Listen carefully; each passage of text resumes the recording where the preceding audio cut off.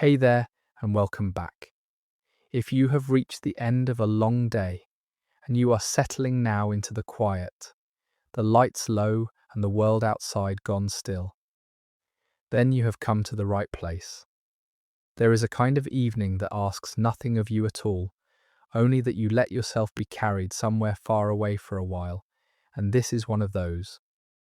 Tonight we are going back more than 500 years into the life of a woman who was married at 12, a mother and a widow at 13, and who survived every turn of the longest civil war in English history to place her only son upon a throne that, by every ordinary reckoning, he had almost no right to claim. She would end her life as the most powerful woman in England, signing her name like a queen, founding colleges that still stand, buried at last among kings. But she began as a small girl with a dangerous inheritance, passed from guardian to guardian as a prize in a country tearing itself apart. Her name was Margaret Beaufort, and the story of how she rose from a frightened child bride to the matriarch of a royal dynasty is one of the most remarkable in the whole medieval age. Before we begin, I would like to know where you are listening from tonight. What town, what country, what hour it has reached where you are. If you feel like leaving it below, I do read them, and there is something quietly companionable in the thought of so many different rooms, so many different times of night, all settling into the same far-off story at once. And if these long, quiet evenings spent inside another age are something you would like to find your way back to, you are always welcome to subscribe, so that the next one can come to you when it is ready. That is all I will say of it tonight. For now, let us go back to the England of the 15th century, to a country that was beautiful on its surface and rotten at its heart, where a gentle and broken king sat on a shaking throne, and where the proud families of the realm were beginning to reach for one another's throats. It is into that dangerous world that our story begins, with the birth of a girl who carried, in her blood, a claim to the crown that would one day cost a great many men their lives. To understand Margaret Beaufort, you have to understand the blood she carried, because it was her blood, far more than anything she did as a child, that shaped the entire course of her life.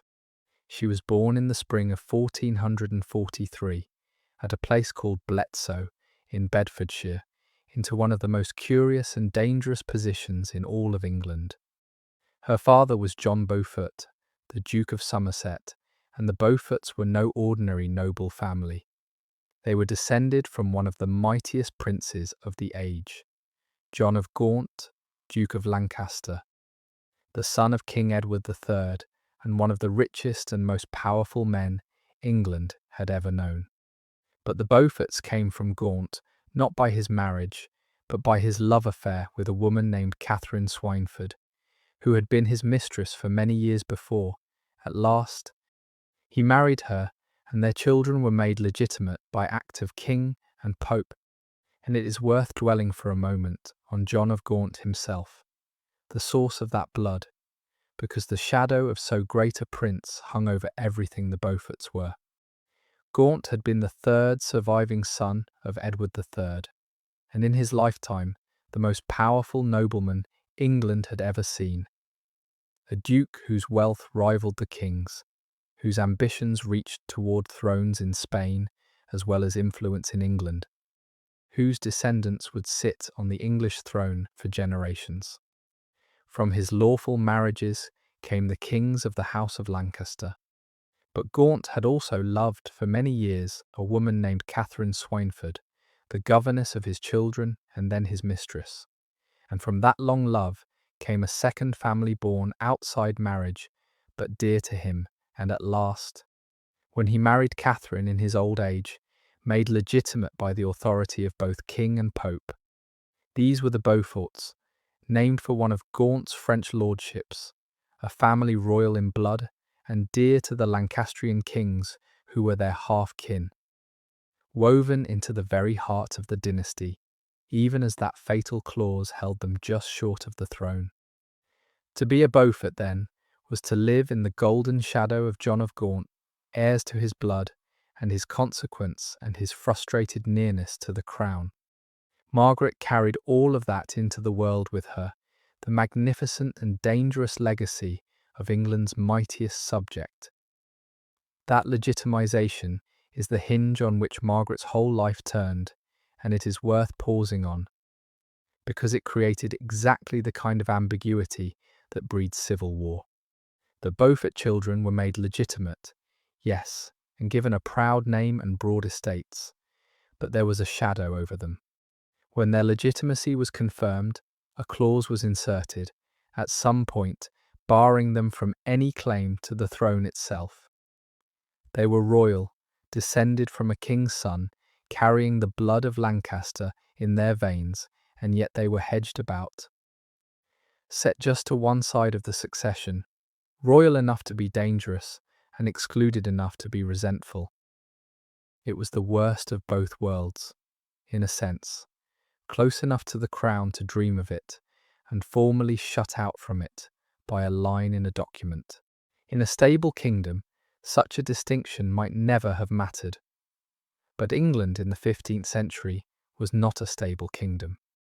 It was a realm sliding toward catastrophe, and a child carrying that ambiguous, half-royal Lancastrian blood was carrying something that other men would kill for, and kill to prevent. Picture the strange double inheritance such a child carried. On the one hand, the Beaufort name was magnificent. It descended from John of Gaunt, who in his lifetime had been the wealthiest nobleman in England, a prince who had founded the whole Lancastrian fortune, whose son had seized the crown and whose grandson had won Agincourt. To be a Beaufort was to be royal in all but the final degree, cousin to kings, raised in the consciousness of belonging to the innermost circle of the realm. On the other hand, there was that quiet, fatal clause, the line that said the Beauforts might not inherit the crown. A barrier erected, it seems, by their own Lancastrian kin, anxious to enjoy the family's support without admitting the family's claim. So a Beaufort child grew up holding a magnificent and frustrated inheritance, royal blood with a lock upon it, the consciousness of being almost but not quite near the summit and forbidden the last step. It was the kind of inheritance that could breed bitterness or ambition or a patient and watchful determination to find, somehow, a way around the lock. In Margaret, in the end, it bred all three, folded together into one of the most formidable wills of the age. For the throne of England in those years rested on a weak and trembling foundation. The king was Henry VI, a gentle, devout, well-meaning man who was by temperament and very likely by the inheritance of a fragile mind almost wholly unfit to rule. He had come to the crown as a baby, the son of the warrior king Henry V, the victor of Agincourt, and he lived his whole reign in the shadow of a father he could never hope to equal. Where the father had been all iron and conquest, the son was all prayer and hesitation. And as his weakness became plain, the mightiest families of the realm began to circle, each calculating its own advantage, each watching the others, the old loyalties beginning to curdle into faction, and the faction beginning to harden by slow and terrible degrees toward open war. The two great branches of the royal family, the House of Lancaster, to which the gentle king and the Beauforts belonged, and the House of York, descended from other sons of Edward III, were drifting toward a quarrel that would, in time, drench England in blood for 30 years. It is worth feeling for a moment what it was to live in a kingdom whose government was visibly failing. We are used to thinking of a country as a stable thing, its peace kept by an authority no one seriously challenges. 15th century England under Henry VI was not such a country. The king's spells of complete mental collapse left the realm rudderless for months at a time, during which he could not recognize his own wife or govern at all. Royal justice grew weak and partial.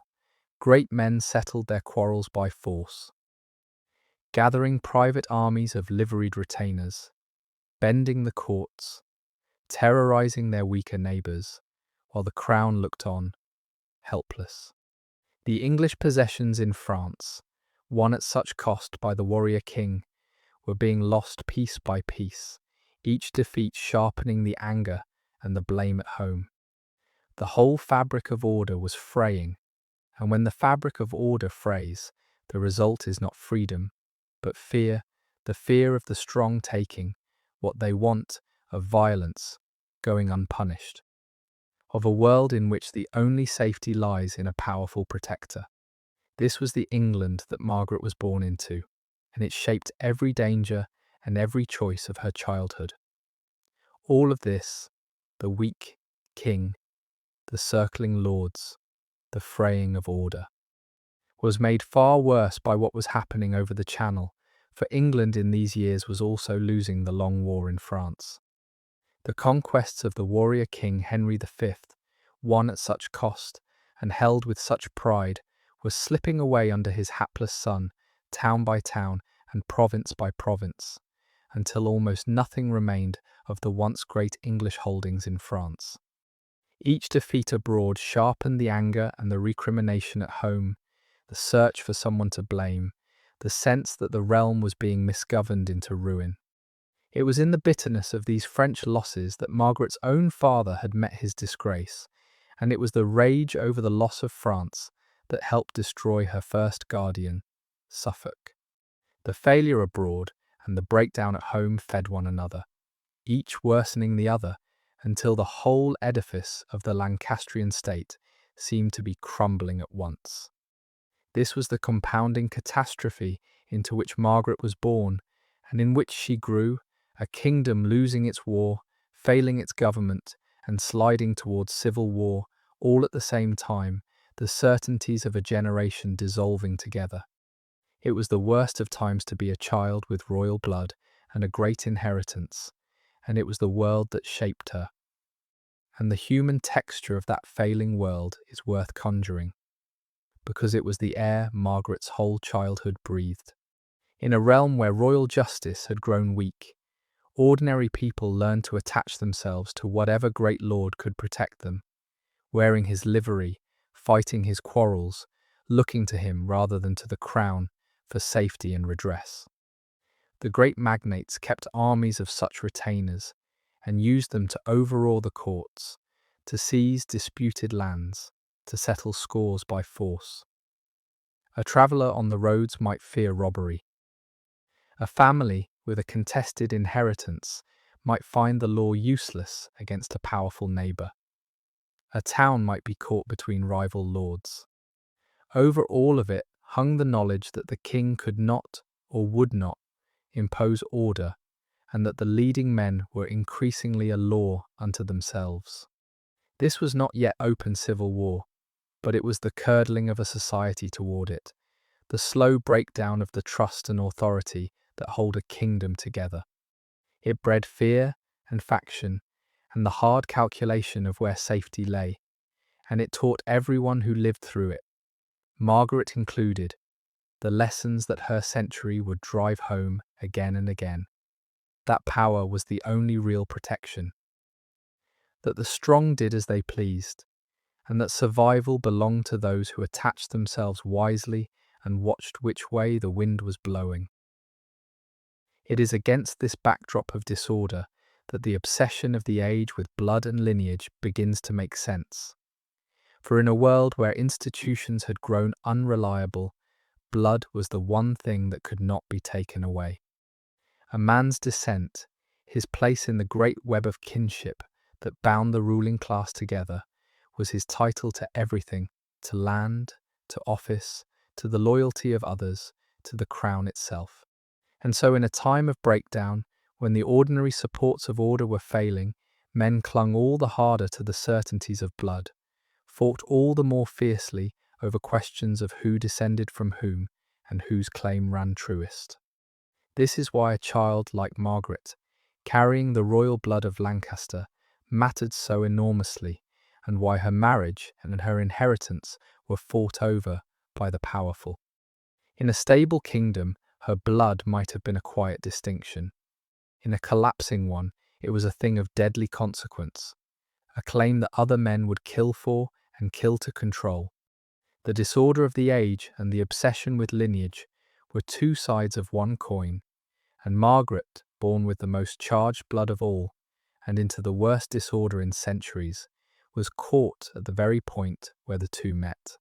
Her whole life would be lived at that dangerous intersection, where what ran in her veins made her a prize and a target in a world with no other certainties left. Into that gathering storm Margaret was born, the only child of her father's marriage, and almost at once her life was marked by tragedy and by the strange, cold logic of a world where children were counters in a game of power. Her father, John Beaufort, did not long survive her birth. He had recently returned from a military campaign in France that had ended in failure and disgrace, and he died when Margaret was barely a year old, under a shadow of dishonour, with some whispering that he had taken his own life rather than face the king's displeasure. Whatever the truth of his death, its effect on his infant daughter was immense, for John Beaufort left behind no son, only this one small girl, and that small girl was therefore the sole heiress to a vast fortune and to the dangerous, half-royal Beaufort blood. Before she could walk or speak, Margaret Beaufort was one of the richest and most significant children in England, an heiress whose hand in marriage and whose claim to the throne were prizes that the most powerful men in the kingdom would soon be fighting to control. The shadow over her father's death deserves a moment's thought, because it was the first of the many hard things that fortune dealt her. John Beaufort, Duke of Somerset, had been sent to France in command of an expensive expedition that achieved almost nothing, ravaging territory belonging to England's own allies and returning home in failure and disgrace. He fell at once from the king's favour, and within a year he was dead, and there were whispers, never proven, that he had taken his own life rather than endure his ruin. Whatever the truth, he died under a cloud, his reputation in tatters, leaving his infant daughter as his sole heir. It was an inauspicious beginning, to be born into vast wealth and dangerous blood, and then, before she could even know him, to lose her father under a shadow of dishonour, the family standing shaken at the very moment she became its heiress. The pattern of her early life was set in that first loss, that she would be at once immensely valuable and deeply vulnerable. An heiress whose very inheritance made her a target, a child whose fortune drew the powerful toward her, not as protectors, but as predators. She never knew her father. She inherited only his blood, his wealth, and the danger that came with both. There is a poignancy in how little of her actual childhood we can recover, which is the common fate even of great women in this age. The records attend to property, to wardship, to marriage, to the doings of men, and let the inner life of a small girl slip past almost unnoticed. We do not have her own words from those years, no letters, nothing that lets us hear the child directly. What we have is the shape of the life such a girl would have led, raised in a large household with its chapel and its servants and its endless ceremony, taught her letters and her devotions and the manners of her rank, surrounded by the consciousness of her own importance and her own peril.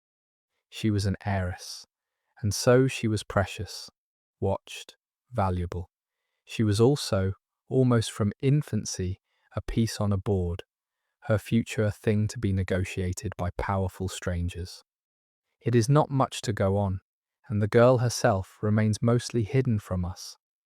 But everything that came later, the iron will, the deep devotion, the patient cunning, was rooted somewhere in those guarded early years, in the strange experience of being a small child who was also, in the cold reckoning of the age, a fortune, and a claim to a throne. What little we do glimpse suggests a girl already marked by the qualities that would define the woman: serious, devout, watchful, possessed of a gravity beyond her years. She was, by every later sign, highly intelligent and unusually pious from an early age, the kind of child in whom the adults around her sensed something formidable taking shape. She learned to read and loved books, in an age when the education of girls was often neglected. She would remain a reader and a lover of learning all her life, eventually translating devotional works herself and pouring her wealth into the education of others.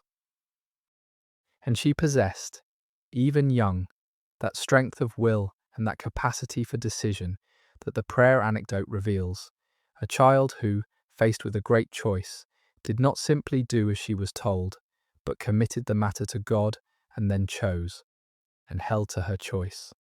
It is rare to be able to see so far into the character of a medieval child, but the few glimpses we have all point the same way toward a girl of unusual seriousness, faith, and resolve. The woman who would conspire a son onto a throne and found colleges that still stand was recognizably present in the child. And those who knew her as a girl seem to have sensed that this small, grave, devout heiress was someone out of the ordinary. The wardship of a wealthy orphan was, in the England of that age, a valuable piece of property in its own right, and Margaret's was granted, while she was still a tiny child, to one of the mightiest men in the kingdom. William de la Pole, the Earl, and later Duke of Suffolk. To understand what this meant, you have to set aside the modern idea of guardianship as a matter of care and protection. The wardship of an heiress was a financial asset. Whoever held it controlled her vast estates, drew the income from them during her childhood, and most valuable of all, held the right to decide whom she would marry. And since her husband would gain her fortune and her bloodline, the right to arrange that marriage was a right to dispose of one of the greatest prizes in the realm. Suffolk, who held the king's confidence and ran much of the government, did not waste such an asset. He arranged for the little girl, when she was perhaps 6 or 7 years old, to be betrothed to his own son, John de la Pole. You can measure the value the age placed on such a prize by the speed with which the powerful moved to seize it.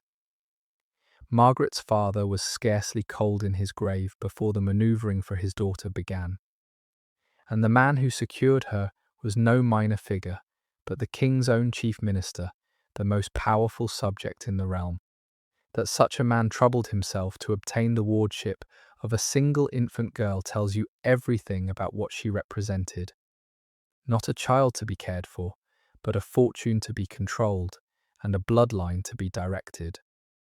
An asset whose eventual marriage could lift a family toward the throne itself. And the law gave her guardian almost total power over her. He drew the revenues of her vast estates for as long as her childhood lasted. He decided where she lived and who attended her, and he held the right to marry her to whomever served his interest best. A right he could exercise as soon as she reached the minimum age the church allowed.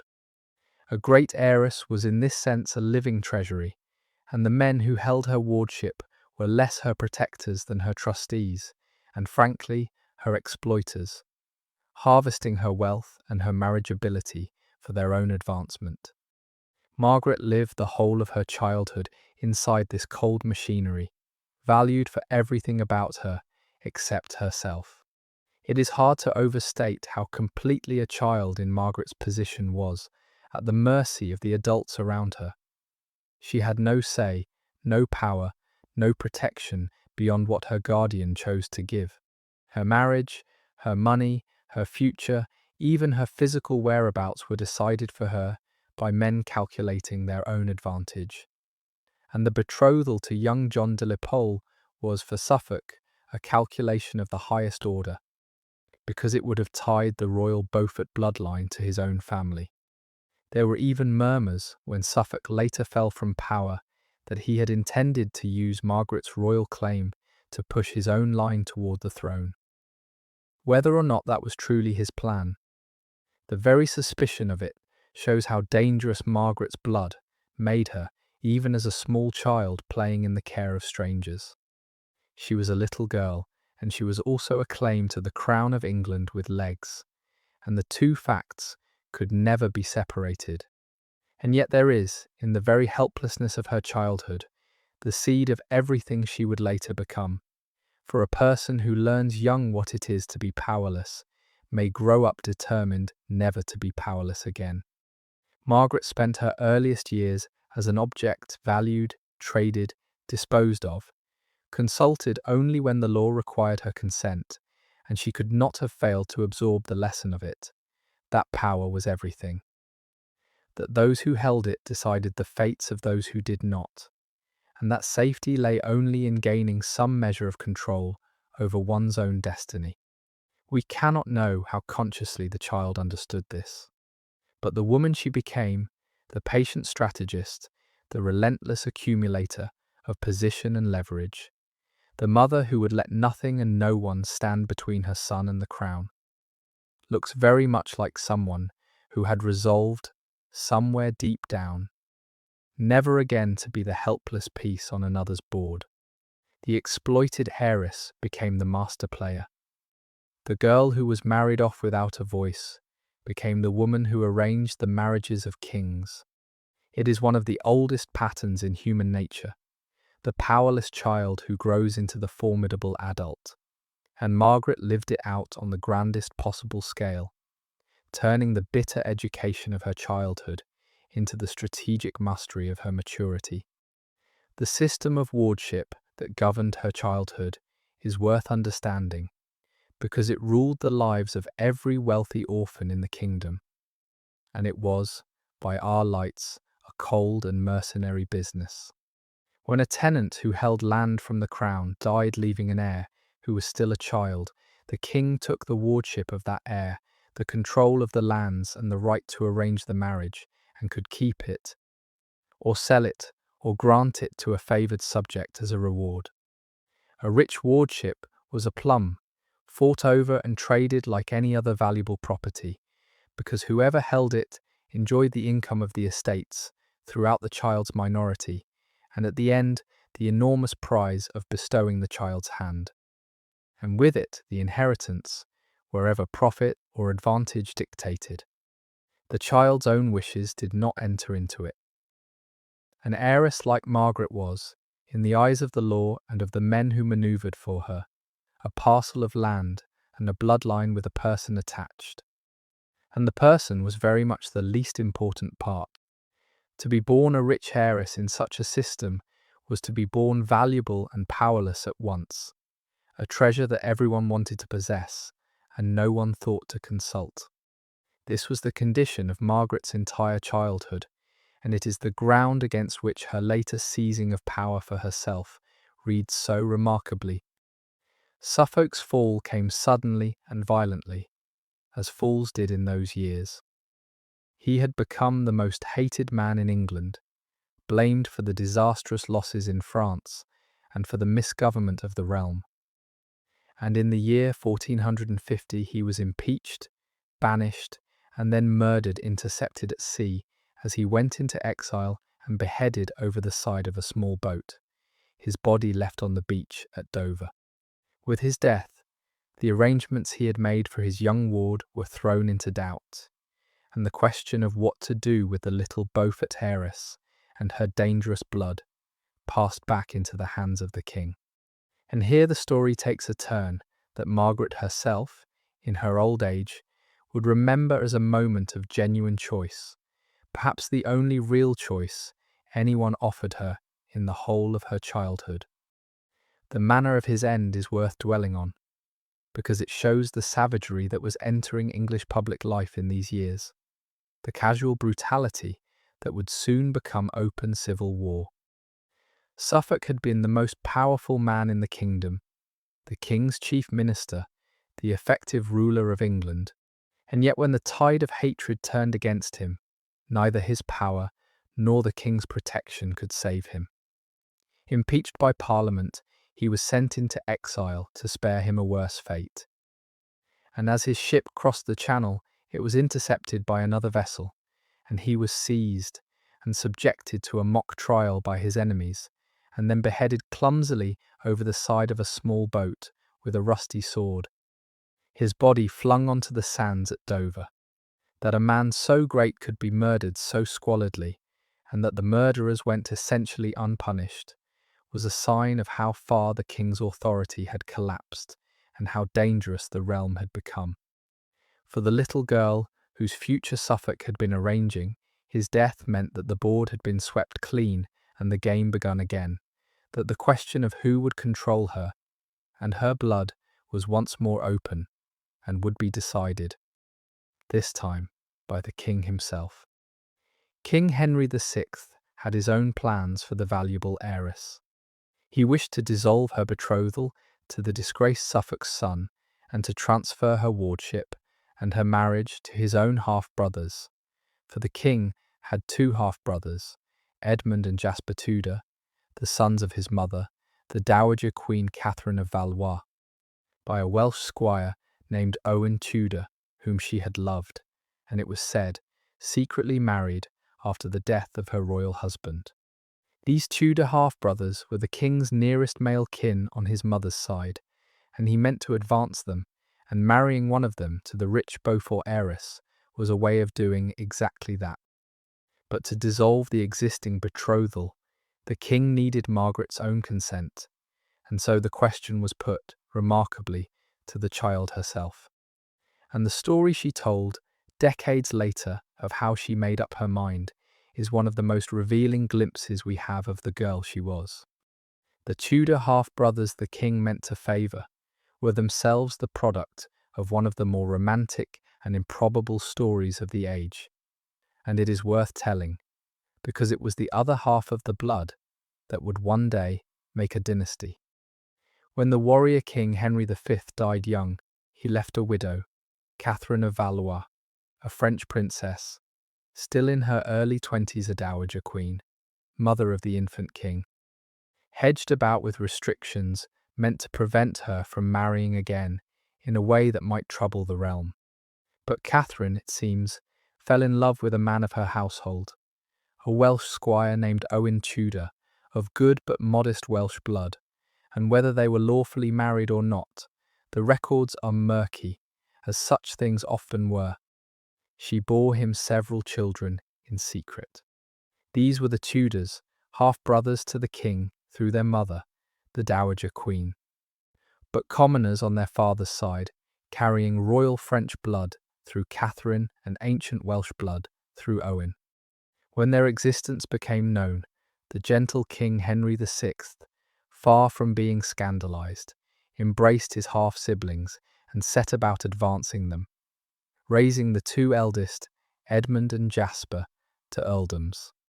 It was to one of these newly made Tudor earls, Edmund, that the king now meant to marry the rich Beaufort heiress, joining the barred royal blood of Lancaster to the half-royal, half-Welsh blood of the Tudors, in a match whose offspring would, against every expectation, one day rule England.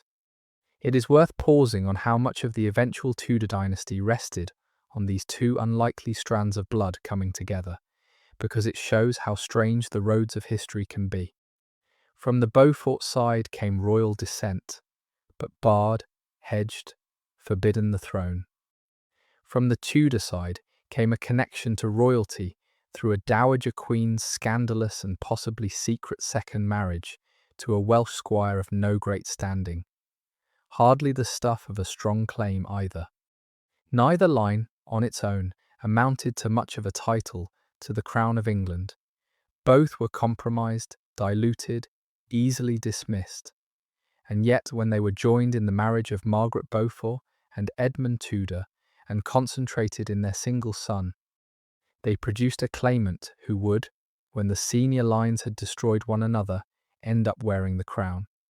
There is something almost absurd in it, that the mighty house of Tudor, which would give England some of its most famous monarchs, sprang from the union of a barred royal line and a Welsh squire's romance with a widowed queen. It is a reminder that dynasties are not always founded on strong claims, but sometimes on weak ones that happen to be the last left standing, carried by the determination of those who hold them. Margaret's son had perhaps the feeblest hereditary claim of any man who ever took the English throne by it. What he had instead was a mother who would not be stopped. She was, by her own account, not yet 10 years old, and she was troubled about which way to choose. And so she did what she would do at every crisis of her long life. She prayed. According to the story she told her confessor in her old age, she was advised by an older gentlewoman to commit the matter to God, and she prayed through the night, and in the morning, whether in a dream or a vision, or simply the settled conviction that prayer can bring, she felt herself directed to choose the Tudor match, to give up John de la Pole and consent to marry Edmund Tudor. We cannot know how much of this is the literal memory of a real night, and how much is the shaping of an old and devout woman looking back across her life and finding the hand of God in it. But the story tells us something true regardless, that even as a small child, Margaret Beaufort was intensely religious, that she experienced her choices as matters laid before God, and that she possessed, even then, a seriousness and a strength of will that would carry her through everything that was coming. The choice was made. The betrothal to de la Pole was set aside, and the little girl was promised to Edmund Tudor, the king's half-brother, in a match that would, against all expectation, change the history of England. This single anecdote, told by Margaret in her old age to her confessor, is one of the very few windows we have into the inner life of the child she was, and it repays a close look. Notice what it reveals. A girl of 9 or 10, faced with a decision that would shape her entire life, who does not rage or weep or simply obey, but who turns the matter over to God in prayer and waits for guidance, and who then acts on the guidance she believes she has received with complete conviction. Whatever literally happened in that night of prayer, the story tells us that Margaret already possessed, as a small child, the two qualities that would define her: a profound and active religious faith that she brought to bear on every crisis, and a settled strength of will that once a course was chosen, did not waver. It is also worth noticing that she remembered this as a real choice, a moment when her own consent was sought and her own decision mattered, a rare thing in a childhood otherwise spent being disposed of by others. Perhaps that is why she remembered it so vividly down so many decades, because for once the powerless heiress had been allowed to decide her own fate, and the fate she chose, guided as she believed by God, set in motion everything that followed. It also tells us something about how she understood her own whole life, looking back across it from the vantage of old age. When Margaret recounted that childhood night of prayer to her confessor, she was an old woman who had seen her improbable son become king, who had risen from a traded heiress to the matriarch of a dynasty, and who believed, surely, that the hand of God had been at work in all of it. The story of the prayer was, in a sense, the first chapter of a providential tale she told herself about her life. That God had guided her, even as a child, toward the Tudor match, and that everything which followed, the sun and the crown and the triumph, flowed from that divinely directed choice. Whether or not we share her conviction that heaven directed her marriage, we can see why the memory mattered so much to her. It made sense of a life that might otherwise have seemed merely a series of accidents and ordeals. It gave her suffering a shape and a purpose. The child who prayed through the night had chosen, she believed, as God wished, and God had vindicated the choice by making her son a king. It is the way a devout and reflective person makes meaning of a hard and extraordinary life, and it is a window not only into the child she was, but into the old woman she became, gazing back and finding providence in the strange road she had travelled. There is a particular intimacy in the fact that we know this story at all, for it came down to us through John Fisher, the confessor and friend to whom she confided it in her old age. Margaret was not a woman who left a flood of personal revelation. Like most of her age and rank, she kept her inner life largely private, and what we know of her is mostly the public record of marriages and lands and politics. But through Fisher, who loved her and listened to her and remembered, a few precious glimpses of the private woman survive. The memory of the childhood prayer, the impressions of her piety and her character, the sense of a real person behind the formidable figure. It is a reminder of how much of every historical life is lost, how thin the record usually is, and how much we owe to the few who troubled to remember and to write down what they remembered. Without Fisher, Margaret would be only the public figure of the chronicles, the heiress and conspirator, and king's mother, her inner life entirely dark to us. Because of him, we have these small windows, the praying child, the devout old woman, the person who could say that a night of prayer had set the course of her whole life, and through them she becomes not merely a player in the dynastic drama, but a human being, with an inner world we can glimpse, however dimly, over the gulf of 500 years. The marriage to Edmund Tudor took place in 1455, when Margaret was 12 years old. Edmund was a grown man, somewhere around 25, and the difference between them was not unusual for the age, when the daughters of great families were married young to seal alliances and secure inheritances. But 12 was young, even by the standards of the time, to be a wife in the fullest sense, and what happened next has troubled people looking back ever since. The ordinary practice, even in an age of early marriage, was for a very young bride to live apart from her husband, or with him, but not as his wife in the physical sense, until she was older and her body more grown. Edmund Tudor did not wait. Whether from desire or from the cold calculation that getting her with child would secure his hold on her estates, even if she died, he consummated the marriage and got his 12-year-old wife pregnant. It is one of the hardest facts of her story, and there is no softening it. She was a child, and she was used as a grown woman, and her small body was made to carry a child before it was ready. We should be careful here neither to judge the past wholly by the standards of the present, nor to excuse what genuinely deserves no excuse. Marriage in the mid-teens was not unusual among the proud families of the 15th century.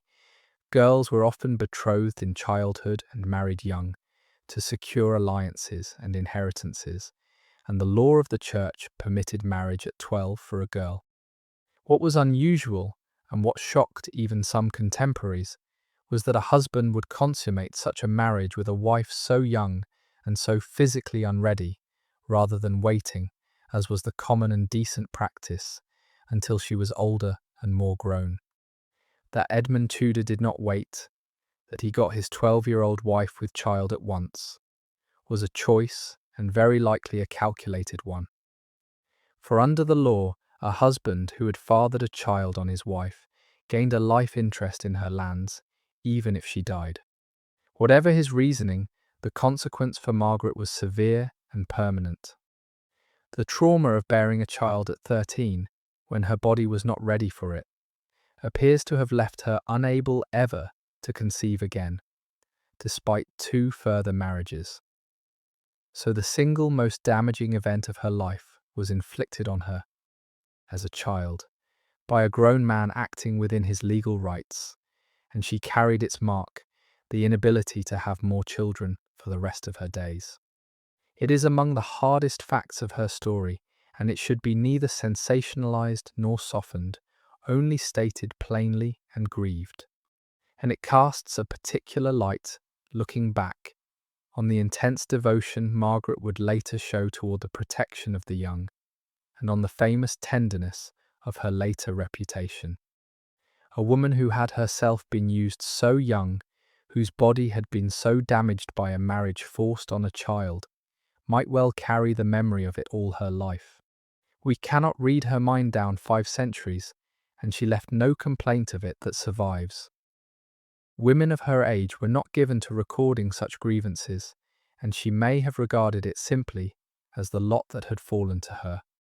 But it is hard not to see, in the fierce protectiveness she showed her son, and in the deep current of her piety, the marks left by what was done to her as a girl.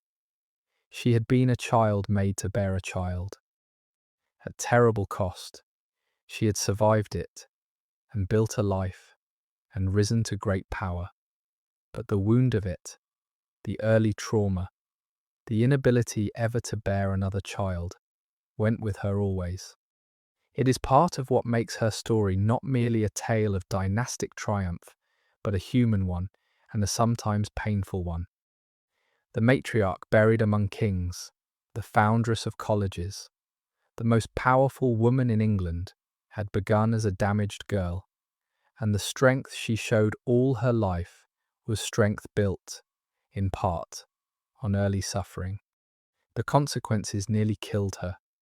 Edmund Tudor did not live to see his child born. In the autumn of 1456, caught up in the violence of the gathering civil war, he was taken prisoner by Yorkist forces in Wales and held in captivity, and there he died, probably of plague, in November of that year. And so Margaret, at 13, found herself a widow, alone, heavily pregnant, in a strange and dangerous country far from her own family. She took refuge at Pembroke Castle, in the care of her late husband's brother, Jasper Tudor, who would prove one of the few reliable protectors of her whole early life.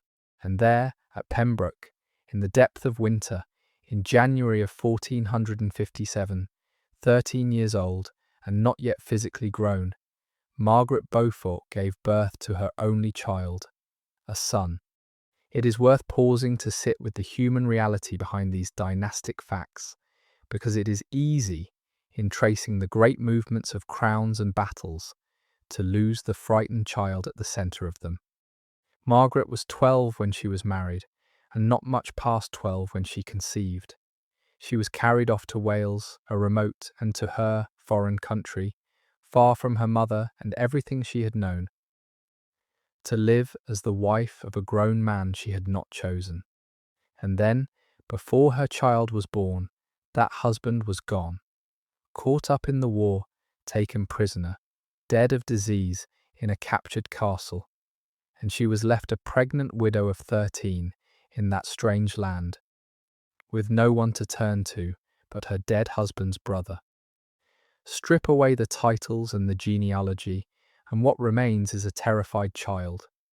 Far from home, her body swelling with a pregnancy it was not ready for, her protector dead, the country around her sliding into war. That she kept her head through it, that she survived it at all, is the first great evidence of the extraordinary resilience that would mark her whole life. Most of us, set down in her place at 13, would simply have broken. She did not break. She endured and waited for her child. And when the time came, she nearly died, bringing him into the world, and lived. The birth was terrible. She was small and young, and her body was not made for it, and by every account the labour was long and dangerous, and it was something close to a miracle that either she or the baby survived. The damage it did to her was lasting. Though she would marry twice more in her life, she never bore another child, and it is generally believed that the trauma of that first brutal birth at 13 left her unable to. Think of what this means for the shape of her whole life. Everything she became, every scrap of power and influence she ever wielded, every dream she ever pursued, flowed through this one child, this single son born to her in agony when she was barely more than a child herself. She had one son, and only one, and she had nearly died to bring him into the world. He was quite literally everything she had, and his name was Henry Tudor. The bond that formed between this mother and this son, forged in such circumstances, would be the central fact of both their lives, and it is not hard to see why it was so fierce. She had been a child herself when she bore him. She had nearly died in the bearing. She would never have another. He was not one child among many, as the sons of great families usually were, a single thread in a wide family tapestry.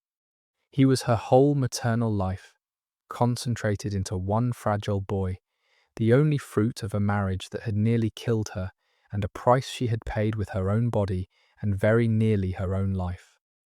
Everything that a woman of that age might have spread across a house full of children, all the love, all the ambition, all the fierce protective instinct, was focused in Margaret upon this one son, undivided and undiluted.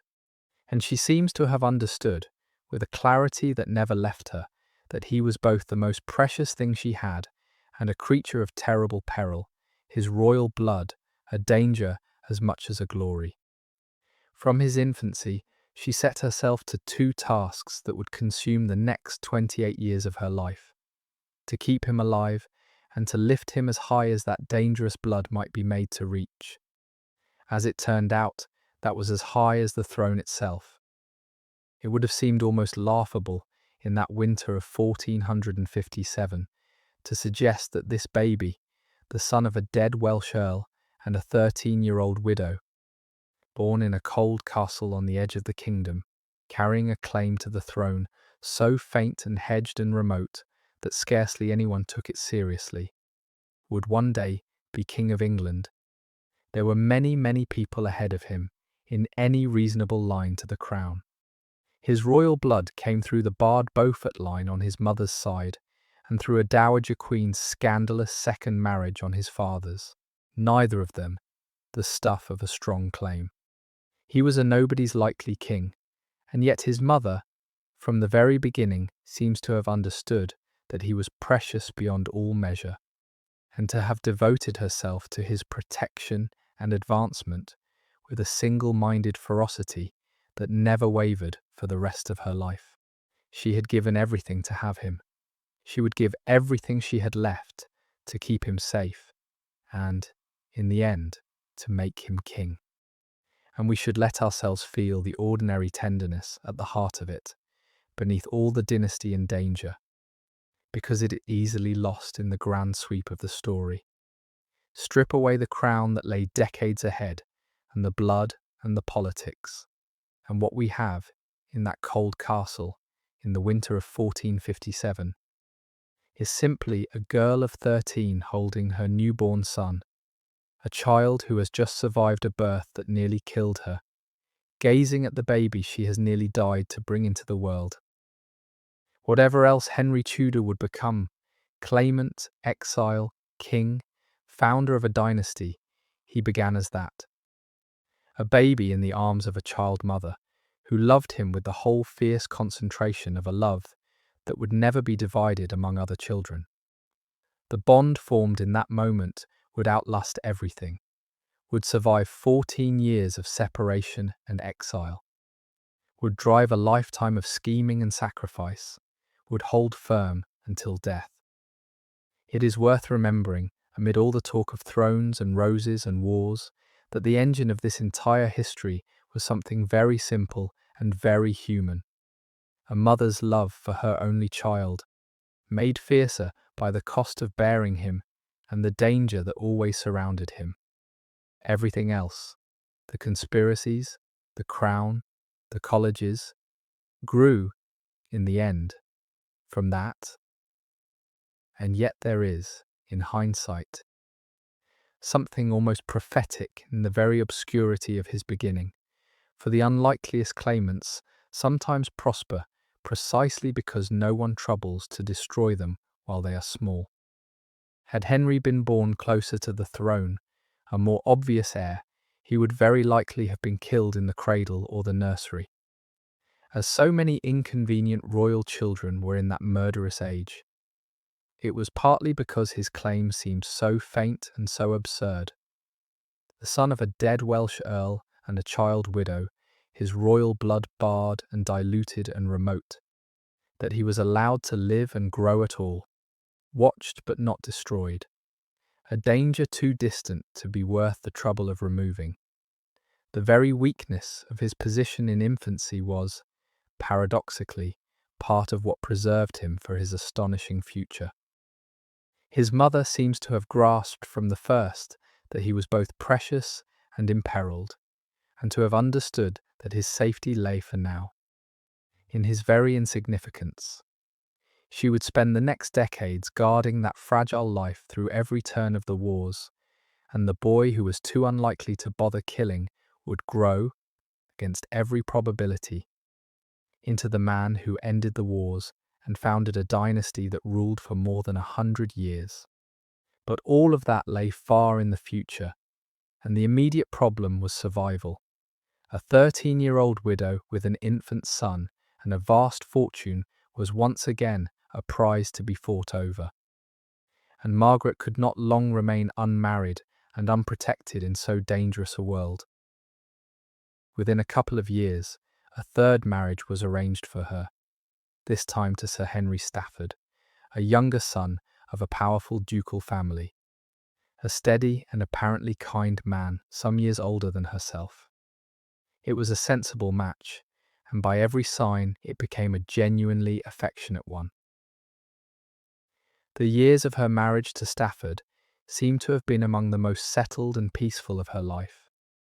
But settled and peaceful were relative terms in the England of those years, for the long-feared civil war had now broken out in earnest, and the realm was descending into the cycle of battle and revenge that would consume it, and Margaret's whole world and her one precious son for decades to come. The marriage to Henry Stafford deserves more than a passing mention, because it gave Margaret something she had had little of and would have little of again: a stretch of ordinary domestic peace. Stafford was a younger son of the powerful Stafford Dukes of Buckingham, a man of good blood and no great ambition, older than Margaret, and by every sign decent and steady. Their marriage, which lasted more than a decade, appears to have been genuinely companionable. The one passage of her life in which she could simply be a wife in a settled household, managing estates, keeping a chapel, enjoying the small comforts of a marriage that asked nothing terrible of her. The household accounts that survive from these years show the texture of it: the buying of cloth and books and small luxuries, the keeping of the religious festivals, the ordinary rhythm of a noble couple's domestic life. For a woman whose childhood had been a series of brutal disruptions and whose later life would be a campaign of danger and intrigue, these Stafford years were the calm in the middle, the one time she was allowed to live, more or less, as an ordinary great lady rather than a pawn or a conspirator. She would remember Stafford with affection, but the peace of those years was borrowed, not owned, and the war that had made her a widow once was about to reach into her life again. These quiet domestic years also remind us of a truth, easy to lose amid the wars and the scheming, that for all the grand sweep of her story, Margaret lived most of her days, not on battlefields or in council chambers, but in the ordinary round of a large household, the world of estate and chapel and account book that occupied the lives of noble women in her age. Even at the height of her later power, she would run her affairs with a famous, almost obsessive attention to domestic detail, drawing up precise ordinances for her household, governing her estates with care, keeping the religious observances that ordered her days. The skills she honed in the Stafford years, the management of a great establishment, the keeping of accounts, the ordering of a complex domestic world, were the same skills she would later deploy on a grander scale, running vast estates in her own right and involving herself in the minute governance of the colleges she founded. It is worth seeing her then, not only as the dramatic figure of the conspiracy and the throne, but as a supremely competent administrator and householder, a woman who understood the unglamorous machinery of how things are actually run and managed it brilliantly. The grand strategy that made a king rested, in the end, on the same practical competence that kept a household fed and an estate in order. She was a master of both the large and the small, and the one was the foundation of the other. The war that broke over England is remembered now as the Wars of the Roses, the long dynastic struggle between Lancaster and York, and it would define the entire middle stretch of Margaret's life. It is worth understanding, in its broad shape, what was happening, because Margaret and her son were tossed about on its every turn. The gentle King Henry VI of the House of Lancaster proved utterly unable to hold the realm together, and the House of York, led first by Richard, Duke of York, and then by his charismatic and ruthless son, Edward, pressed its rival claim to the throne. In a series of bloody battles, the fortunes of the two sides swung back and forth until in 1461, the young Edward of York crushed the Lancastrians, drove the old king and his fierce queen into flight, and had himself crowned King Edward IV. For the first time in Margaret's life, the house she belonged to, the House of Lancaster, the house of her own Beaufort blood, was the losing side, the defeated party, and she and her son were now suspect persons in a kingdom ruled by their enemies. The roses themselves, the red of Lancaster and the white of York that later ages made the emblems of the quarrel, were a tidier symbol than the reality. At bottom, the wars were a fight within one enormous extended family. The descendants of Edward III, who had the better right to the crown, made unbearable by the weakness of the reigning king and the ambition of the great lords around him. The House of Lancaster held the throne through 3 generations, ending in the gentle, broken Henry VI. The House of York, descended from other sons of the same prolific king, came to argue that their bloodline gave them the stronger claim, and that the crown had been wrongly taken from them generations before. For a long while, the rivalry simmered without open war. But under a king who could not govern, who suffered spells of complete mental collapse, the pressure built until it broke, and once men had begun to die in battle over the crown, the quarrel took on a terrible momentum, each killing demanding revenge, each battle breeding the next. It was into the middle of this, neither at its hopeful beginning nor its exhausted end, but in the thick of its bloodiest decades, that Margaret's adult life was set. The wars were not a backdrop to her story. They were its very substance, the force that killed her kin, exiled her son, and then, by their final convulsion, lifted that son onto the throne. For Margaret's family, the Yorkist victory was a catastrophe. The Beauforts had been among the staunchest supporters of Lancaster, and they paid for it in blood. Her relatives were killed in battle or executed in the savage reprisals that followed. And the Beaufort line in the male branches was hunted nearly to extinction. Margaret herself, married now to Stafford, had to navigate the perilous business of survival under a hostile regime, making what accommodation she could with the victorious Yorkist king, while never, it seems, abandoning in her heart her loyalty to the old cause, and above all, her devotion to her son. And her son was the problem that could never be solved by mere accommodation, because young Henry Tudor, however faint his claim, was now one of the very few surviving figures around whom Lancastrian hopes might one day gather, and that made him, in the eyes of the Yorkist regime, a person of interest and potential danger, a boy to be watched.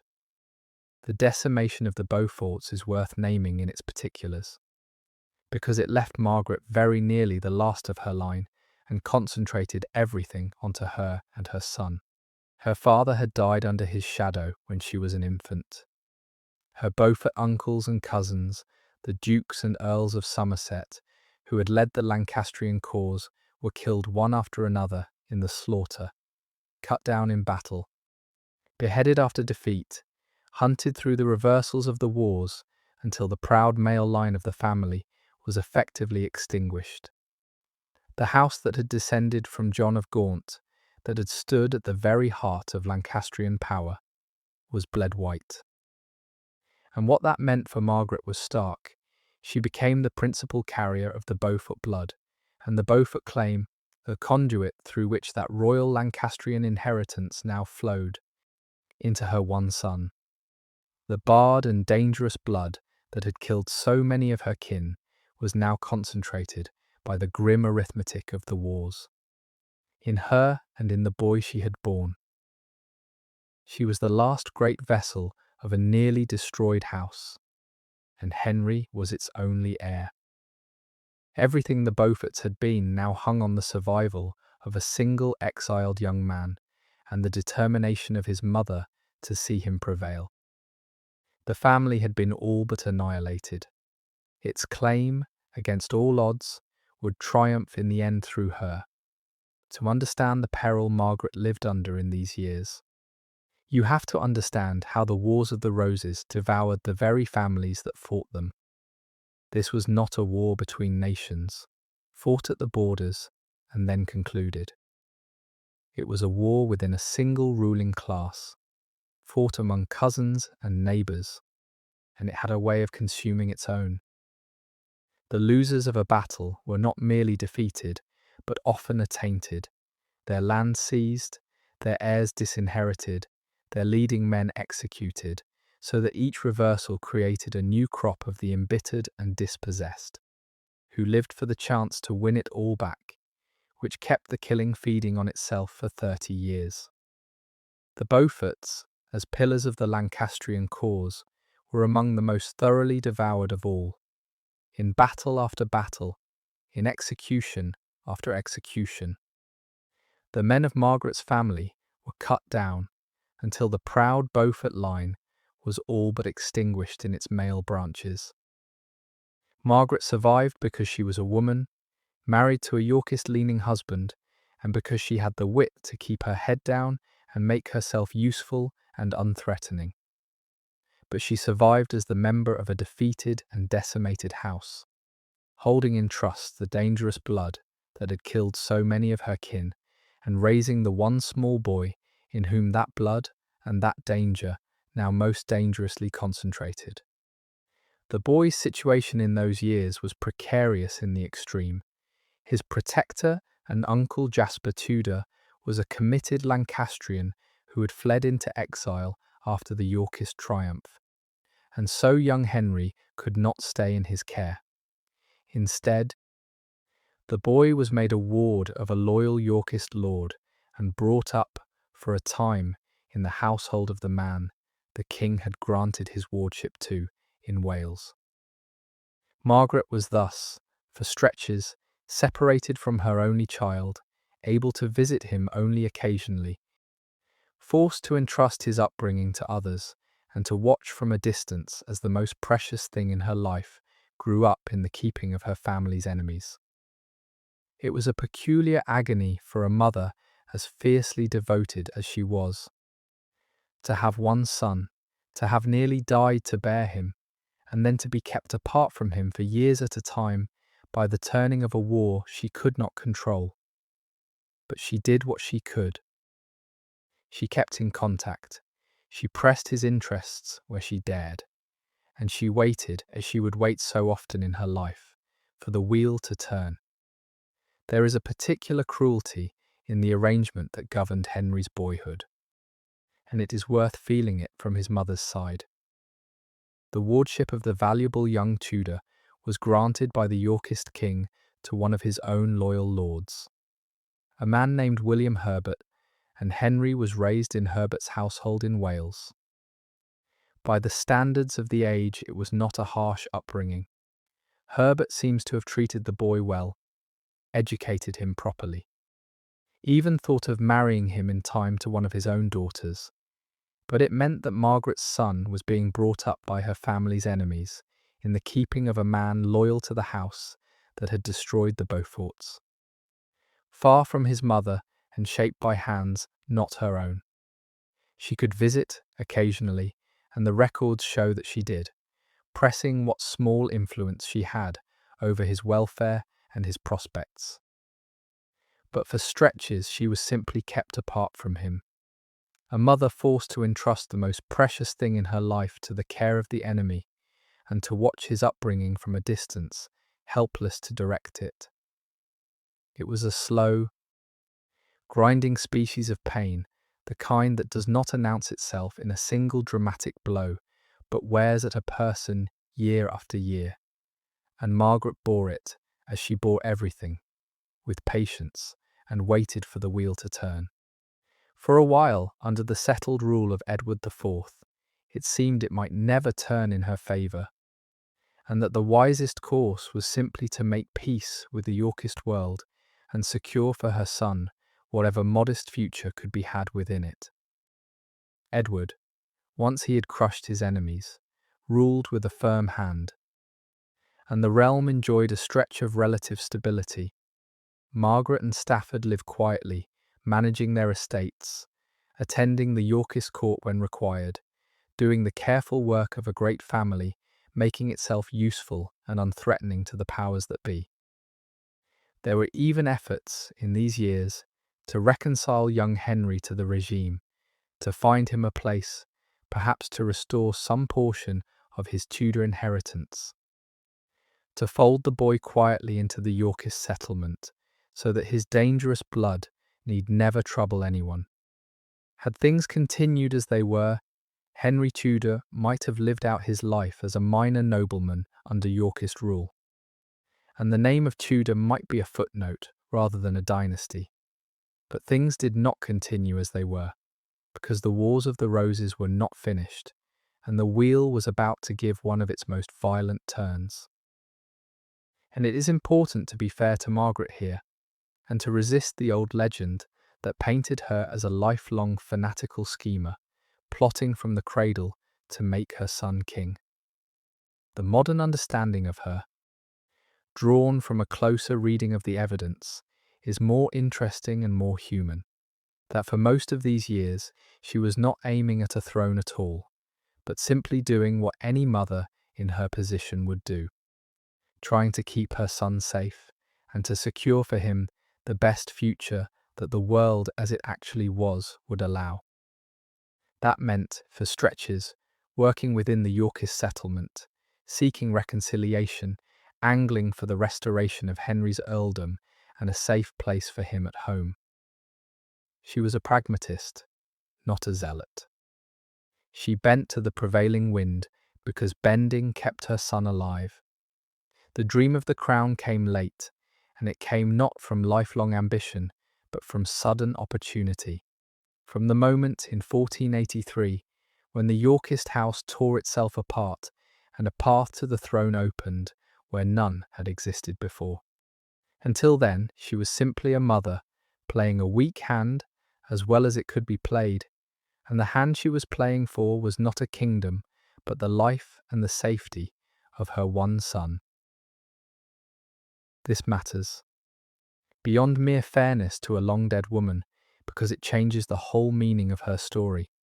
If she was a lifelong fanatic, scheming from the start for a crown, then her life is the tale of a ruthless ambition finally gratified, and the human warmth drains out of it. But if, as the evidence better suggests, she was for most of her life simply a mother trying to keep her son safe and bring him home-bending to the prevailing power, seeking accommodation, pursuing not a throne but a pardon, then her story becomes something more moving and more recognizable. It becomes the story of a woman who wanted, above all, the ordinary thing that any mother wants, the safety and the well-being of her child, and who was driven to extraordinary lengths only when extraordinary opportunity and extraordinary outrage suddenly opened a path that had never before existed. The crown was not her lifelong design. It was a chance that appeared, late and unlooked for, out of the chaos of 1483, and which she then seized with all the formidable will she possessed. That reading makes her neither a saint nor a monster, but a person, a mother of fierce love and great capability, doing first what she could to protect her son, and then, when the impossible became possible, everything she could to raise him as high as he could go. It is a truer story than the legend, and a better one. That turn came at the end of the 1460s, when the mighty Earl of Warwick, the kingmaker who had helped put Edward on the throne, fell out with the king and turned against him. In the chaos that followed, Warwick allied himself with the exiled Lancastrians, drove Edward briefly from the kingdom, and in the autumn of 1470 pulled the old King Henry VI out of the Tower of London and set him back on the throne. For a few short months, the House of Lancaster was restored, and Margaret's world was turned upside down once more, this time, briefly, in her favour. Suddenly, her son was no longer a suspect ward in a hostile regime, but a young kinsman of a restored Lancastrian king. Henry was brought to court, presented to the old king, and there is a story, told later when it had become useful to tell it, that King Henry VI looked upon the boy and prophesied that this child would one day heal the divisions of the realm and wear the crown. Whether the old king truly said any such thing, or whether it was invented afterward to gild the Tudor claim, the moment captures the strange, brief reversal of those months when the wheel had swung and Margaret's hopes for her son rose, for the first time, towards something more than mere survival. The brief Lancastrian spring did not last. In the early months of 1471, Edward IV came roaring back. He landed in the north, gathered an army, and in 2 swift and brutal battles destroyed his enemies utterly. At Barnet, fought in thick Easter fog, the mighty Earl of Warwick was killed. And weeks later, at Tewkesbury, the last Lancastrian army was annihilated, the only son of the old king cut down, and the Lancastrian cause, as a fighting force, was finished forever. Shortly afterward, the broken old King Henry VI died in the Tower of London, almost certainly murdered now that there was no longer any reason to keep him alive. In a matter of weeks, the House of Lancaster was wiped out at the top. The king dead, his heir dead, the chief Lancastrian lords killed or scattered. And this catastrophe, which seemed the final ruin of everything Margaret's family had stood for, had one consequence that would, in time, change everything. With the senior Lancastrian line extinguished, the faint and laughable claim of her son Henry Tudor was suddenly no longer quite so faint. With so many ahead of him dead, the boy with the hedged Beaufort blood had moved, almost overnight, much closer to being the heir of Lancaster. For Margaret, the speed and completeness of the Yorkist return must have been vertiginous hopes raised and then dashed within a few short months. On a wheel spinning so fast, it was hard to keep one's feet. She had seen her son brought to court and honoured by a restored Lancastrian king. And then, almost before that new world had settled, it was swept away again. The old king, dead in the Tower, the Lancastrian cause annihilated, her son's brief elevation turned overnight into mortal danger. This was the rhythm of her life in these years, and indeed the rhythm of the whole age. Fortune lifting people up and casting them down with bewildering speed, no height secure, no defeat necessarily final. The only certainty, the absence of certainty. It was a hard school, and it taught Margaret the lesson she would live by. That one survived not by trusting in any settlement, however solid it looked, but by patience, watchfulness, and the readiness to act when the wheel turned again. She had learned by now not to despair in the depths, because the depths might not last, and harder still, not to exult too much in the heights, because the heights might not last either. It was a wisdom bought with grief, and it would carry her, in the end, all the way to the summit. That very fact made him, now, far more dangerous than before, and his life was suddenly at risk.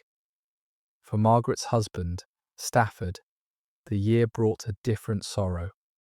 He had fought for York at the Battle of Barnet, and he was wounded there, and within months he was dead, leaving Margaret a widow for the third time.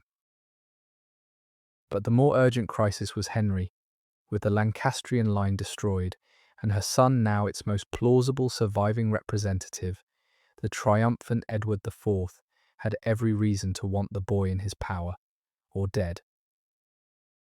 Henry's uncle Jasper, understanding the danger perfectly, made the decision that would save the boy's life and preserve him for his astonishing future. He took the 14-year-old Henry and fled overseas into exile, washing up at last in the Duchy of Brittany on the western edge of France, where the Duke gave them shelter. And so began the exile that would last 14 years, the boy and his uncle living as guests, hostages, and bargaining chips at a foreign court, while over the sea his mother schemed and waited and worked year after year. For the day he might come home. The flight into exile was a desperate gamble, and it is worth picturing the moment of it. Jasper Tudor, that faithful uncle, understood that, with the Lancastrian line destroyed, his nephew had become both the cause's last hope and the new regime's natural target, and that England was no longer safe for the boy. So uncle and nephew took ship, meaning it seems to reach France, but driven by storms onto the coast of Brittany instead, a semi-independent duchy on the western edge of the continent whose duke was willing to give them shelter.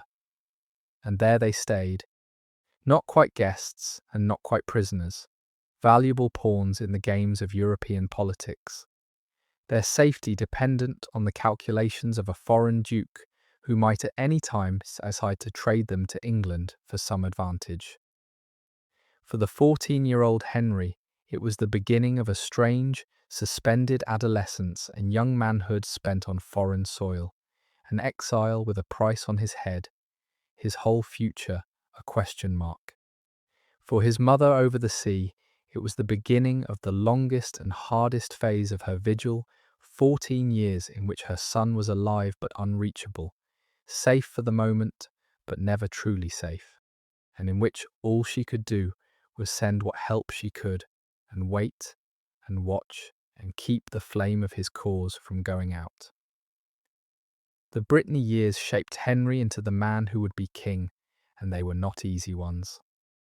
He arrived a boy of 14 and left a man of 28, and the whole of that stretch was lived in a strange suspension, sheltered but not free, valued but not safe. His fate forever subject to the calculations of the Duke who housed him and the kings who wanted him. More than once during those years the danger came very close. There were moments when the Duke, under pressure or for advantage, came near to handing Henry over to his enemies.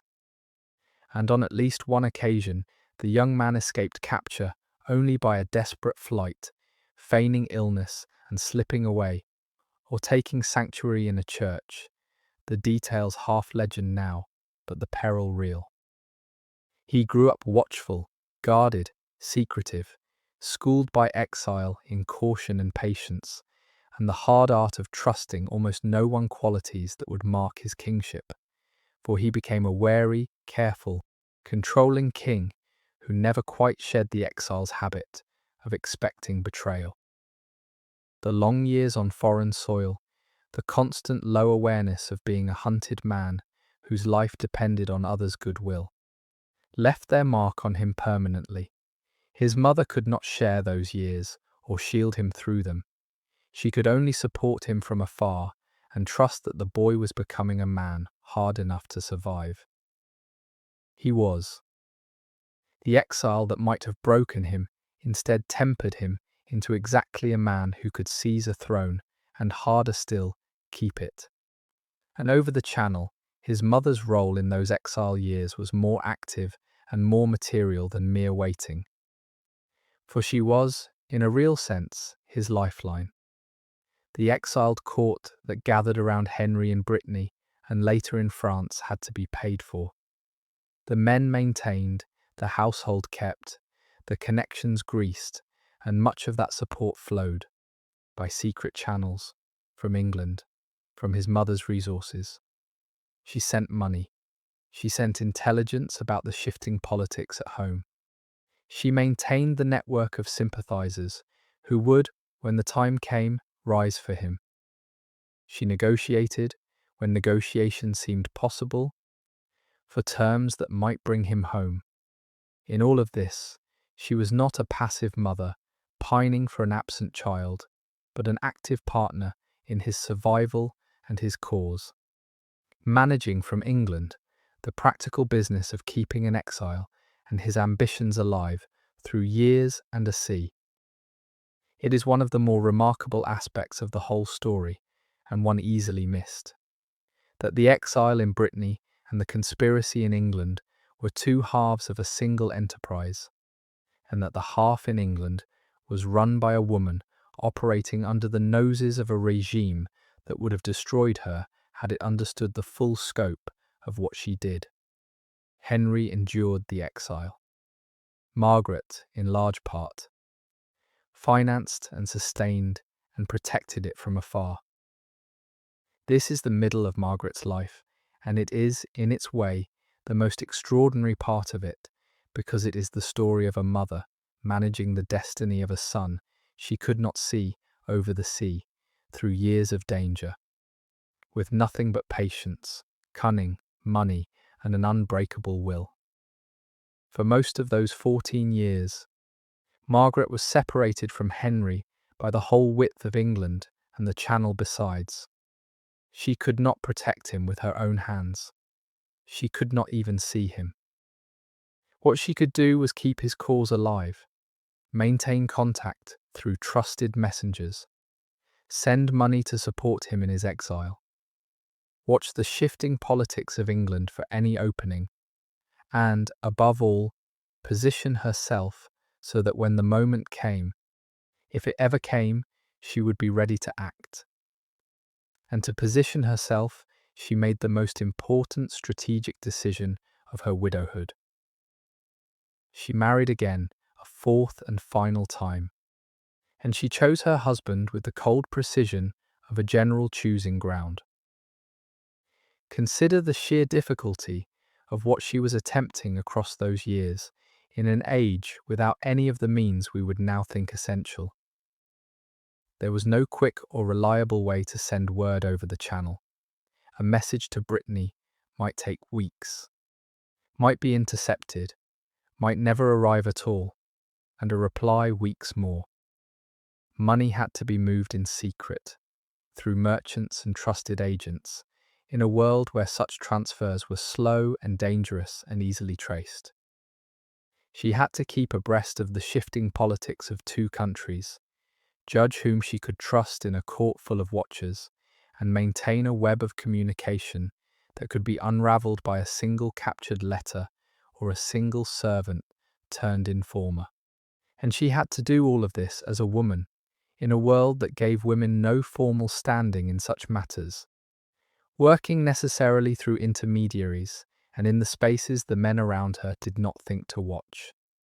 That she sustained it for 14 years, kept her son supported and his cause alive through all that distance and danger, and was ready to act the moment the opening came, is a feat of patience, organisation, and nerve that would be remarkable in any age.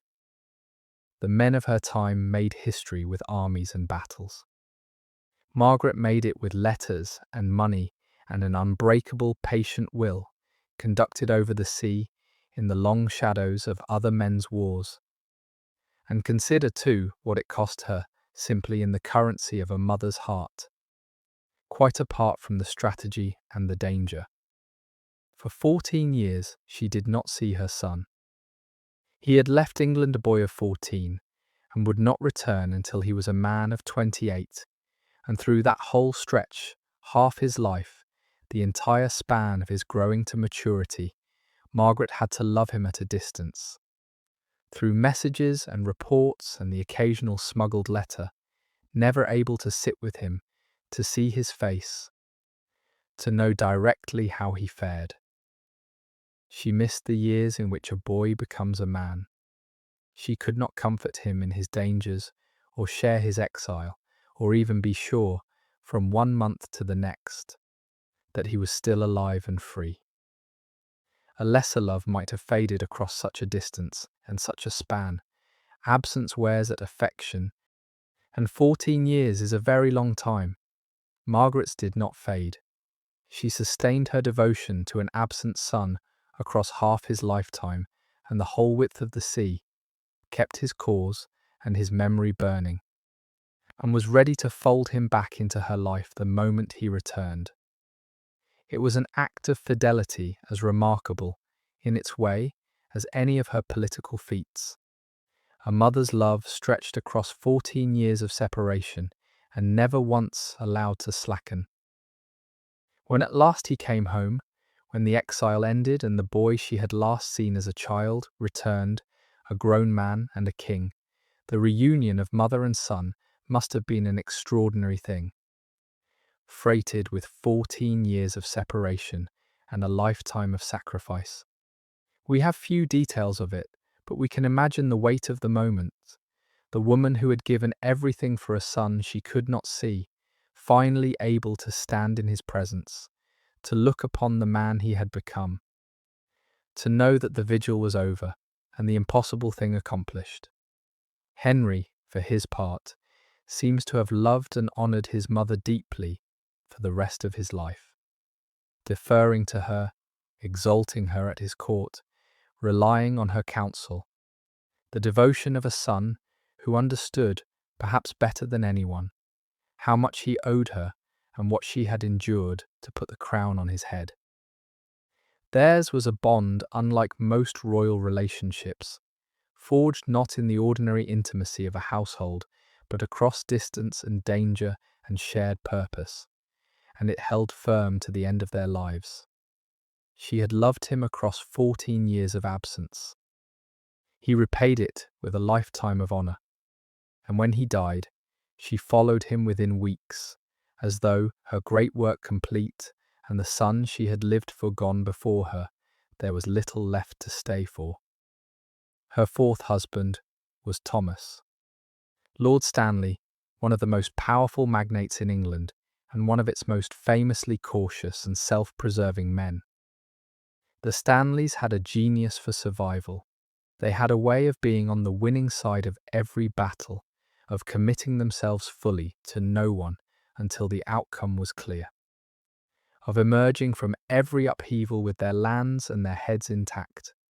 To marry Stanley was to plant herself at the very heart of the Yorkist establishment, to gain a powerful protector, and to acquire a position at court close to the king and queen themselves. It was not a love match, it was an alliance, a strategic placement of herself in the one position from which she could best watch, wait, and eventually act on her son's behalf. Through the marriage to Stanley, Margaret became a fixture at the Yorkist court of Edward IV, trusted, established, apparently reconciled to the regime, a respectable great lady whose exiled son was an awkwardness politely overlooked. And all the while, behind the loyal Yorkist countess, the mother went on watching and waiting and keeping her son's hope alive over the sea. The choice of Stanley tells you almost everything about the kind of strategist Margaret had become. She did not marry for love, or for comfort, or even for protection in any simple sense. She married for position, for the single best vantage point from which to watch over her son's interests and to be ready when the moment came. Stanley was rich, powerful, and supremely well connected, a man whose family had perfected the art of survival through every turn of the wars by never committing too early or too completely to any side. To become his wife was to be planted at the heart of the Yorkist establishment, to have a husband whose power even the king had to respect, and to gain a place close to the royal family itself. It was, in effect, camouflage and leverage at once. The wife of so loyal-seeming a Yorkist magnate was above easy suspicion. And yet from that protected position, she could see everything and reach everywhere. Whether Stanley knew, when he married her, quite what he was getting, a wife whose whole inner life was bent on the advancement of an exiled rival to the throne, we cannot say. But the marriage gave Margaret exactly what she needed: safety, standing, and a seat in the very room where the fate of England would be decided. She had chosen her ground like a general, and when the battle finally came, the ground would prove to have been chosen well. And yet we should not make her wholly cold, for the record suggests a woman capable of real and lasting attachments alongside her calculation. She loved her son with a devotion that never wavered through decades and distance. She seems to have genuinely mourned the gentle Stafford. She kept loyal servants for years and inspired in them a devotion that made them risk themselves in her conspiracies. Her friendship with Fisher was deep and real, even her marriage to Stanley.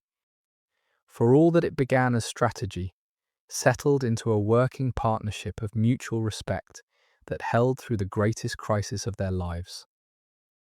The picture that emerges is not of a woman without a heart, but of one who had learned to govern her heart, to subordinate even her affections to her overriding purpose, without ever quite extinguishing them. That is perhaps the most formidable thing of all about her. Not coldness, but mastery. The ability to love deeply and yet to calculate clearly. To feel and to scheme at once, never letting the feeling cloud the scheme, or the scheme kill the feeling. Most people are ruled by one or the other, the heart or the head. Margaret commanded both, and bent both to the single end she had set herself, and that double mastery, more than any mere ruthlessness, is the key to how a powerless girl made herself the mother of a dynasty.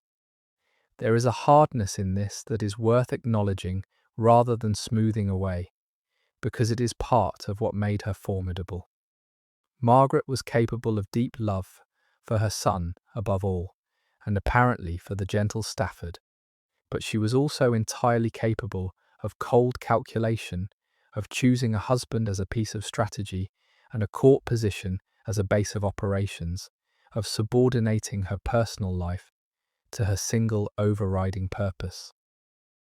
The marriage to Stanley was, on her side at least, very largely an instrument, a means of placing herself where she needed to be, of gaining protection and standing and access, of building the platform from which she would eventually act. She and Stanley seemed to have respected one another and worked together where their interests aligned, and in the crisis his weight came down, at the last, on her son's side. But it was not a union of hearts. It was an alliance of two formidable operators, each using the other, each keeping their own counsel. That Margaret could be so clear-eyed about something as intimate as marriage tells us how completely her life had taught her to treat herself, as well as others, as a piece on the board, and how thoroughly she had turned the lessons of her exploited childhood into a strategic mastery of her own. For years this delicate balance held. Margaret played the part of the loyal Yorkist subject, married to a great Yorkist lord attending upon the Queen, while quietly maintaining her lines to her exiled son and pressing, when she could, for terms that might allow him to come home safely. There were negotiations on and off for Henry's return, for a pardon, a restoration of his earldom, even a marriage that might bind him to the Yorkist regime and neutralize the danger of his blood. Edward IV, secure on his throne and with sons of his own to succeed him, could afford to be magnanimous, and a settled, reconciled Henry Tudor, folded quietly into the Yorkist peace, might have suited everyone. Margaret seems genuinely to have pursued such a settlement, for it would have brought her son home safe, which was, above all things, what she wanted. Had Edward IV lived another 20 years, this is very likely how the story would have ended. Henry Tudor, home from exile, a minor reconciled nobleman, the Wars of the Roses, a closed chapter, the Tudor name a footnote. But Edward IV did not live another 20 years. In the spring of 1483, with shocking suddenness, he died, and his death blew the whole careful settlement of England to pieces and opened, for the patient watching mother, the most dangerous and the most extraordinary opportunity of her life. It is worth remembering against the later legend of her as the relentless architect of a Tudor destiny, how genuinely this period was about something humbler and more human. A mother simply trying to get her son safely home. The negotiations she pursued in these years were not aimed at a throne, but at a pardon at terms under which Henry might return from his exile, recover his confiscated earldom, and live in peace as a reconciled subject of the Yorkist king. That was the limit of her ambition for most of this time, and it was an entirely reasonable one. Her son had been in exile since he was 14, growing into manhood on foreign soil, his life on hold, his future a blank. Any mother would have wanted him home and safe, and Margaret bent all her considerable skill toward achieving exactly that. Working within the system, seeking accommodation, even contemplating a marriage that might bind Henry harmlessly into the Yorkist order. The throne was not yet in view. It would have seemed a fantasy. She was playing for her son's homecoming and his safety, nothing grander, and had the Yorkist settlement held. That is almost certainly how her story would have ended. Not as the matriarch of a dynasty, but as a mother who had, after long effort, simply got her exiled boy back. That it ended otherwise was the work not of her lifelong design, but of a sudden and terrible accident. The early death of a king, the death of Edward IV, threw England into chaos.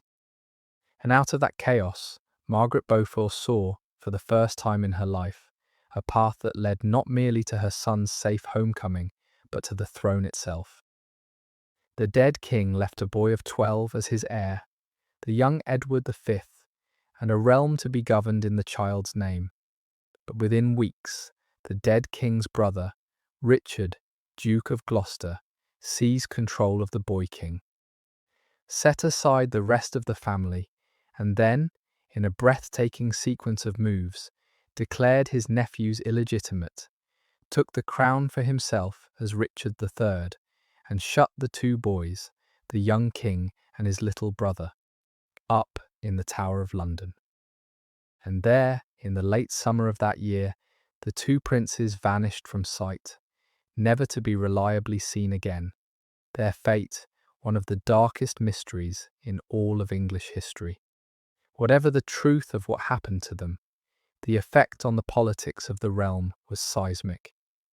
A great many people who had been loyal to Edward IV were horrified by Richard's usurpation and by the disappearance of the children, and they began to look about for an alternative, for anyone who might unseat the new king and set the realm to rights.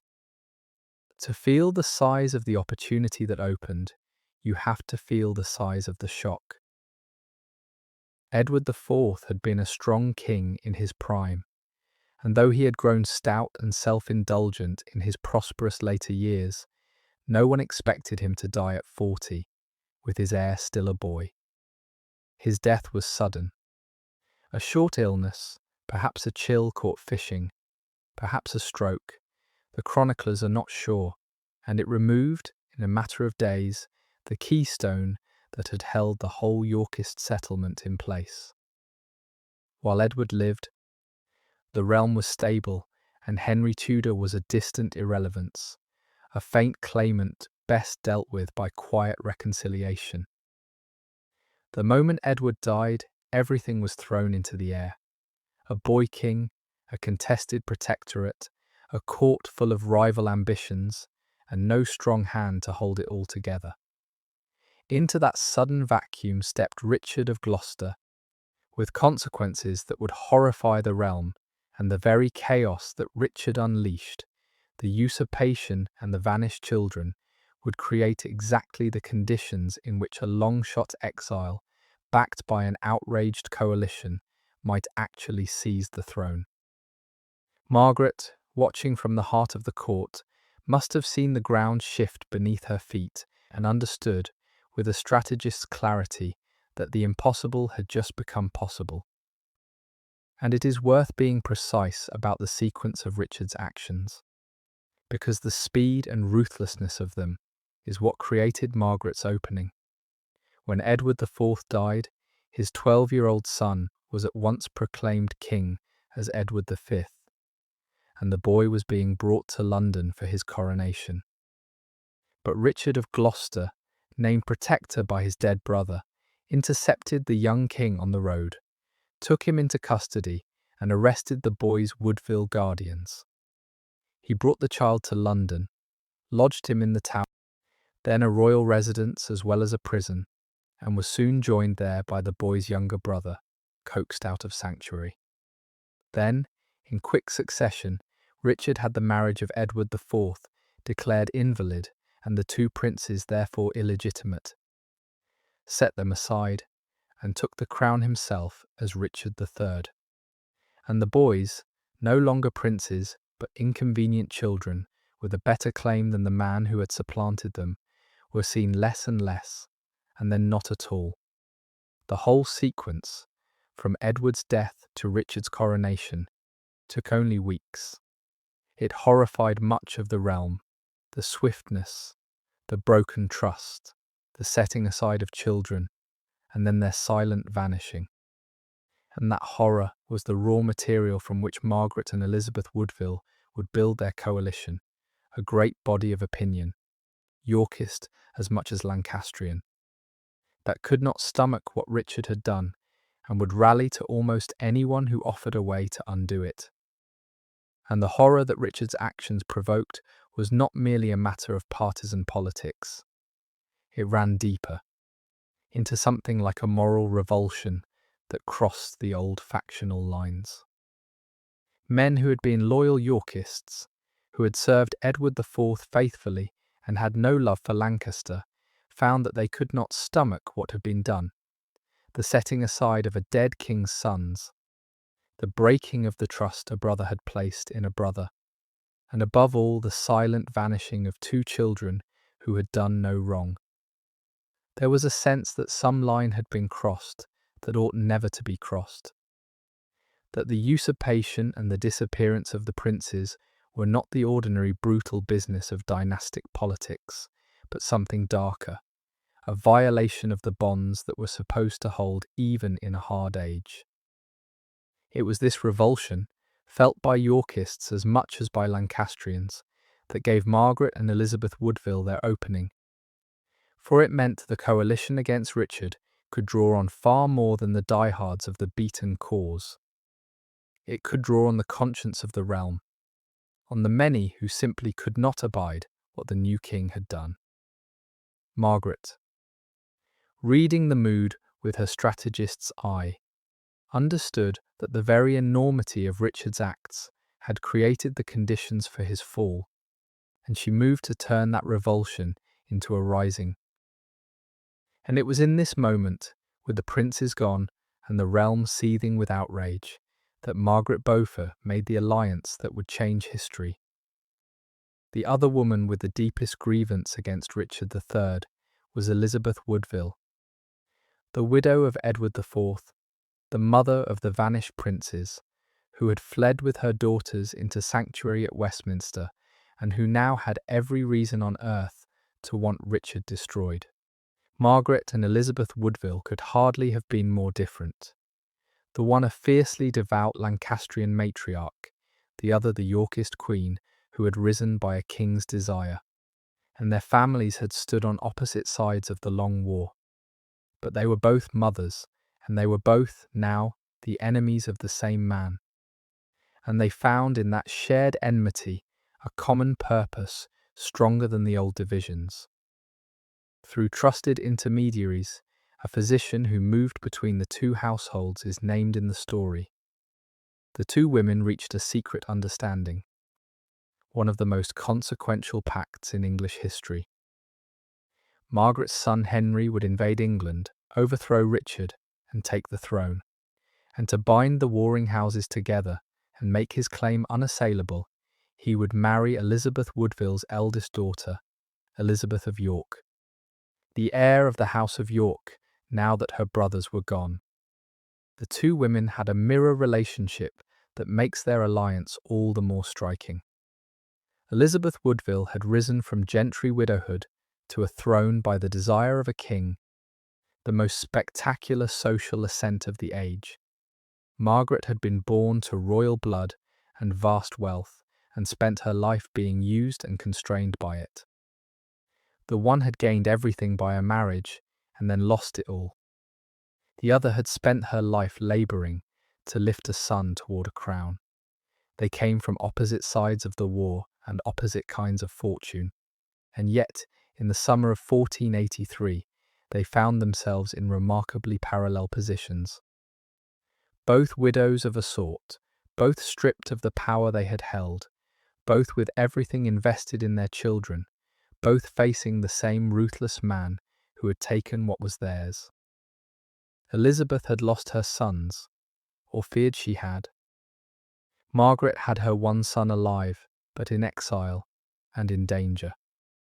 Between them they could offer what neither had alone Elizabeth, the loyalty of the outraged Yorkists and a daughter to be the bridge, Margaret, a living claimant and the Lancastrian network and the will to drive the thing forward.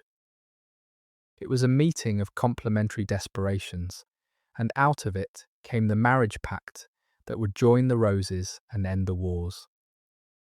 Two mothers, each robbed by the same man, reached over the bloodiest divide in England to make common cause, and between them they remade the kingdom.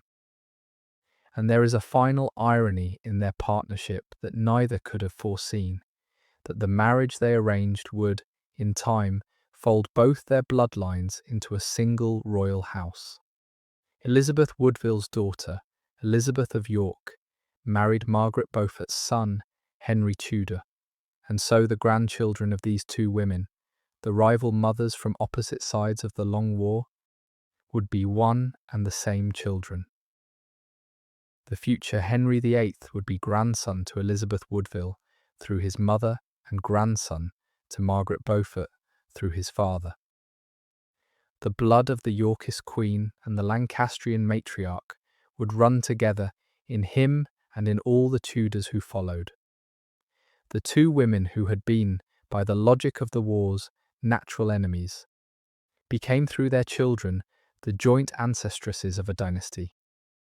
It is a remarkable thing to sit with, that the deepest division of the age was healed not only in the marriage of a king and a princess, but in the persons of the children who carried both women's blood.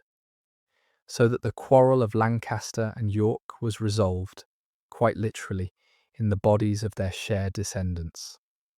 Margaret and Elizabeth made common cause out of shared grief and shared enmity. What they made, in the end, was a single family, in which their two lines, so long at war, were joined forever. It is worth pausing, too, on the sheer nerve the alliance required of both women. for they were conspiring at the very heart of a regime that would have destroyed them had it grasped the full scope of what they did. Margaret was the wife of one of Richard's own great lords, moving in his court, outwardly a loyal subject. Elizabeth Woodville was in sanctuary, watched her every move of interest to the king. For them to reach an understanding, to coordinate an invasion and a marriage and a rising under those conditions, was to risk everything on the discretion of every servant and intermediary who carried a word between them. A single betrayal, a single intercepted message could have sent them both to ruin and their children with them.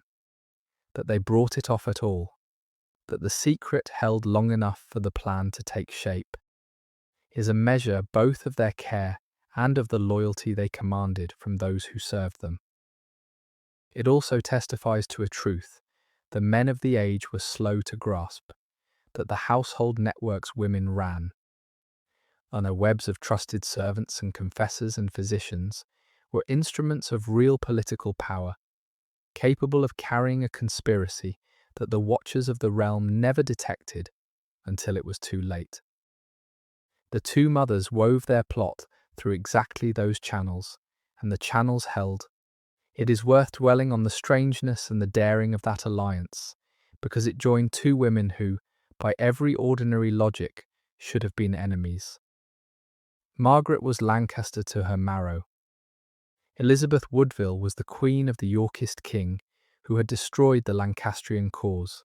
Their houses had bled each other for a generation, and yet here they were, the Lancastrian matriarch and the Yorkist queen, making common cause, because the calculus of the moment had dissolved the old enmity and replaced it with a shared and overriding goal. Both had been wronged by the same man. Both were mothers fighting for their children's futures. And both saw that only by combining their causes could either hope to bring Richard down. The mechanics of how they communicated reveal the world they had to work in. Confined, watched, unable to meet openly, they passed their understanding through trusted go-betweens. A physician who could move between households without arousing suspicion, carrying the threads of the conspiracy back and forth. It was the kind of politics open to women, hemmed in by watchful men, quiet, deniable, conducted through servants and intermediaries, and the dense, half-invisible web of domestic connection. The great men made the noise of the age with their armies, two confined mothers, working through a physician and a few trusted servants, set in motion the chain of events that would topple a king and found a dynasty. And it is worth honouring what the alliance reveals about the particular power women could wield in that age, precisely because they were so often discounted. The men of the realm made war and policy in the open, with armies and councils and proclamations, watched by everyone. Women like Margaret and Elizabeth Woodville worked in the spaces the men did not think to guard through the household. Through trusted servants and physicians and confessors, through the dense network of female and domestic connection that ran beneath the visible world of power and was assumed to be of no political account. That assumption was their cover and their opportunity. Because no one took two confined women seriously as political actors, the two women could conspire to topple a king almost in plain sight, passing their understanding through intermediaries who aroused no suspicion, building a coalition in the gaps of a system that did not imagine they could. It is one of the recurring patterns of history that the underestimated find their power precisely in being underestimated, and Margaret and Elizabeth exploited it brilliantly. The men with the swords thought the decisive moves were being made on the battlefields. Some of the most decisive were being made by two mothers, working quietly through their households, beneath the notice of a world that could not conceive of women as the authors of kingdoms. It was a stroke of genius, and it transformed Henry Tudor's prospects overnight. On his own, Henry was a Lancastrian claimant, with thin and contested blood, the sort of man who could gather the diehards of a beaten cause, but never the broad support needed to take and hold a throne. Married to Elizabeth of York, he became something far more powerful. The man who would unite the two warring houses, end the old quarrel, and join the Red Rose and the White into one. The disaffected Yorkists, who could never have followed a mere Lancastrian, could follow a man pledged to marry their own princess and heal the breach. With that single promise of marriage, brokered by two mothers, Henry's faint claim was given the weight it had always lacked, and a real coalition began to gather around him. Lancastrians who had never given up, and outraged Yorkists who could not stomach Richard, joined now in a common cause. Margaret, at the heart of the Yorkist court, her husband, one of Richard's great lords, was secretly the master weaver of the whole conspiracy, the hub through which the threads ran. And the genius of it lay precisely in what Henry could not supply on his own. His Lancastrian blood, even with the senior line extinguished, was thin and barred and contested. On its own strength, it would never have rallied a kingdom. What the marriage to Elizabeth of York added was the one thing he lacked: the ability to draw the Yorkists themselves, or at least the great body of them sickened by Richard's usurpation, into his cause. A man pledged to marry the Yorkist heir and to join the two Roses was no longer the standard bearer of one faction seeking to crush the other. He was the promised healer of the whole long quarrel. The man who would end the wars by uniting the houses rather than by winning a final round of them. That promise could gather a coalition broad enough to actually take and hold the throne, where naked Lancastrian revanchism never could. It was, in its way, the decisive political insight of the entire Wars of the Roses that the conflict could only truly be ended not by victory, but by marriage. And it was conceived and brokered by two mothers in secret, while the men with the armies blundered on. Margaret had found the formula that made her son not merely a claimant, but a solution, and it would carry him, in the end, all the way to the crown. It is worth giving Margaret her full due as a political strategist here, because the marriage plan was a stroke of genuine brilliance, and it was, by the evidence, very much hers and Elizabeth Woodville's. The men who fought the wars thought largely in terms of battles and claims and the brute arithmetic of force. The insight that the conflict could be ended not by one side finally crushing the other, but by joining them in marriage, that a claimant who promised union would draw support no mere partisan ever could, was a subtler and deeper manner of thinking, and it came from the two mothers, not from the soldiers. It solved the problem that had defeated everyone for 30 years. How to end a quarrel in which each victory only bred the next round of revenge. Marriage broke the cycle. It offered not the triumph of a faction, but the dissolution of the factions into a single new line, in which the grievances of both could be laid to rest. That this should have been conceived by two women working in secret, while the men blundered on with their armies, is one of the quiet ironies of the age, and a measure of Margaret's particular gifts. She was not merely persistent and devoted and ruthless. She was, at the decisive moment, the better strategist, the one who saw the move that actually ended the war. The crown her son won at Bosworth was won, in no small part, by his mother's mind. The first attempt came quickly, and it failed.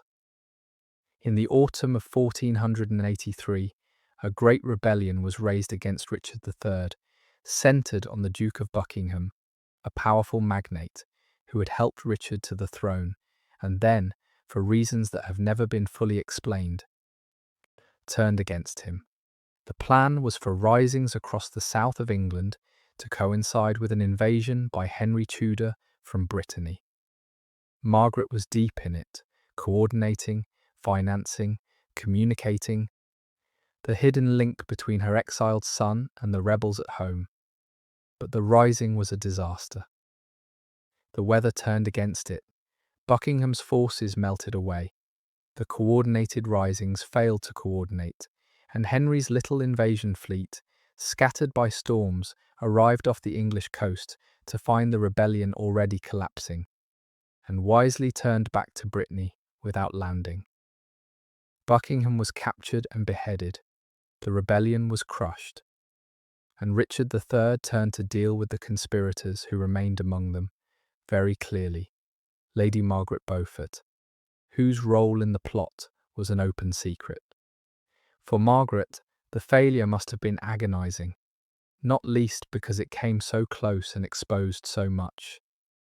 She had risked everything on Buckingham's rising, her safety, her freedom, very nearly her life, and watched it dissolve in the autumn floods before it could even properly begin. Worse, the collapse laid bare her involvement. There was no longer any pretending she was a loyal subject. For her hand in the conspiracy was now plain to the king she had plotted against. A lesser spirit might have read the disaster as a sign to give up, to count herself lucky to escape with her head and trouble the cause no further. But Margaret seems to have treated the setback as exactly that, a setback, not an ending. The strategic situation, after all, had not fundamentally changed. Richard was still widely hated. The princes were still gone. Henry was still alive and free, and the focus of every hope of deliverance. What had failed was a particular attempt, badly timed and unluckily weathered, not the underlying cause. And so, even as she absorbed the punishment Richard meted out, she was already in her patient and unbreakable way, thinking past the failure toward the next attempt, the one that would, 2 years later, succeed where this one had drowned in the rain. The collapse of Buckingham's rebellion is a study in how the best laid conspiracy can be undone by sheer bad luck. On paper the plan was sound, simultaneous risings across the south and west of England. Time to coincide with Henry's invasion from Brittany, the whole coordinated to overwhelm Richard before he could concentrate his forces. In practice, everything that could go wrong did. The autumn weather turned violent, and a great storm remembered afterward as the Duke of Buckingham's water flooded the rivers, washed out the roads, and made it impossible for the scattered risings to link up, or for Buckingham to bring his Welsh forces to bear. The same storm scattered Henry's little invasion fleet and drove it back when a few of his ships did approach the English coast. He found the shore held by Richard's men, and the rebellion already failing, and had the good sense not to land. Buckingham, his army melting away in the floods, was betrayed, captured, and beheaded without ceremony. The rising that was meant to topple a king collapsed into a sodden, fragmented failure. For Margaret, who had poured herself into the conspiracy, it was a bitter defeat, and worse, it exposed her, for her central role in the plot was no secret to the king she had conspired against. The Duke of Buckingham himself remains one of the puzzles of the whole affair, and his motives have never been fully explained. He had been one of Richard's closest allies, instrumental in helping him to the throne, rewarded richly for it, and then, within months, he turned against the man he had made and threw himself into the conspiracy to bring him down. Why he did so, no one truly knows. Perhaps he had his own designs on the crown, for he too carried royal blood. Perhaps he was appalled, like so many, by the fate of the princes. Perhaps he simply judged that Richard's regime was doomed and meant to be on the winning side of its fall. Whatever drove him, his defection gave the rebellion a powerful magnate at its head and a real chance of success. And his capture and execution, when the rising collapsed, removed him from the board and left Henry Tudor alone as the undisputed focus of all opposition to Richard. In a sense, Buckingham's failed rebellion, for all its disaster, did Henry a service. It cleared away a potential rival, hardened the resolve of the regime's enemies, and demonstrated that only Henry, backed by his mother's network and the marriage pact, could unite the disaffected. The next attempt would be his alone, and it would not fail. That Margaret survived at all is a measure of the strange position she occupied. By any ordinary reckoning, she had committed treason, and a man in her place would very likely have lost his head. But she was a woman, and she was the wife of Lord Stanley, whose support Richard could not afford to lose. And so the king dealt with her in a way that was harsh, but not fatal. Her lands and titles were taken from her and granted, pointedly, to her husband. She was, in effect, legally erased, stripped of her property and her independent standing, and placed under her husband's control, confined to his keeping, and forbidden to communicate with her son or anyone else. It was a punishment designed to neutralize her without provoking Stanley into open revolt, to lock the dangerous mother away under her husband's eye and cut the threads of her conspiracy. Richard clearly hoped that this would be the end of Lady Margaret as a political force. He could not have been more wrong. The confinement slowed her, but it did not stop her, and from within the supposed safety of her house arrest, the patient, devout, unbreakable woman simply went on with her work. Richard's handling of her tells us much about both of them. He knew what she had done, her guilt was plain, and a man who had done as much would very likely have died for it. But Margaret was protected by the two facts that had always been her armour. She was a woman, and she was the wife of Lord Stanley, whose power and whose loyalty, or at least the appearance of it, Richard could not afford to throw away. To execute Stanley's wife for treason would have been to drive Stanley into open revolt, and Richard's throne was too insecure to risk it. So instead of the block, he chose a form of civil death. He stripped Margaret of her titles and her estates, and granted them to her husband, legally erasing her as an independent person and placing her wholly under Stanley's authority, confined to his household. Cut off from her servants and her correspondence and her son. It was, in its way, a clever solution, neutralizing the dangerous mother without the political cost of killing her and making her own husband her jailer. Richard surely believed it would end her as a threat, but he had misjudged her badly. He had taken her property and her freedom of movement, but he could not take her will, or her faith, or her network of loyal servants. And from within the velvet cage of her house arrest, she simply carried on. And there is a grim historical footnote attached to Margaret's name from these years that must be handled honestly, because it touches the darkest mystery of the age. Long after the events, a defender of Richard III suggested that Margaret and her ally, the churchman John Morton, had themselves been behind the deaths of the princes in the Tower, scheming to clear the way to the throne for her son.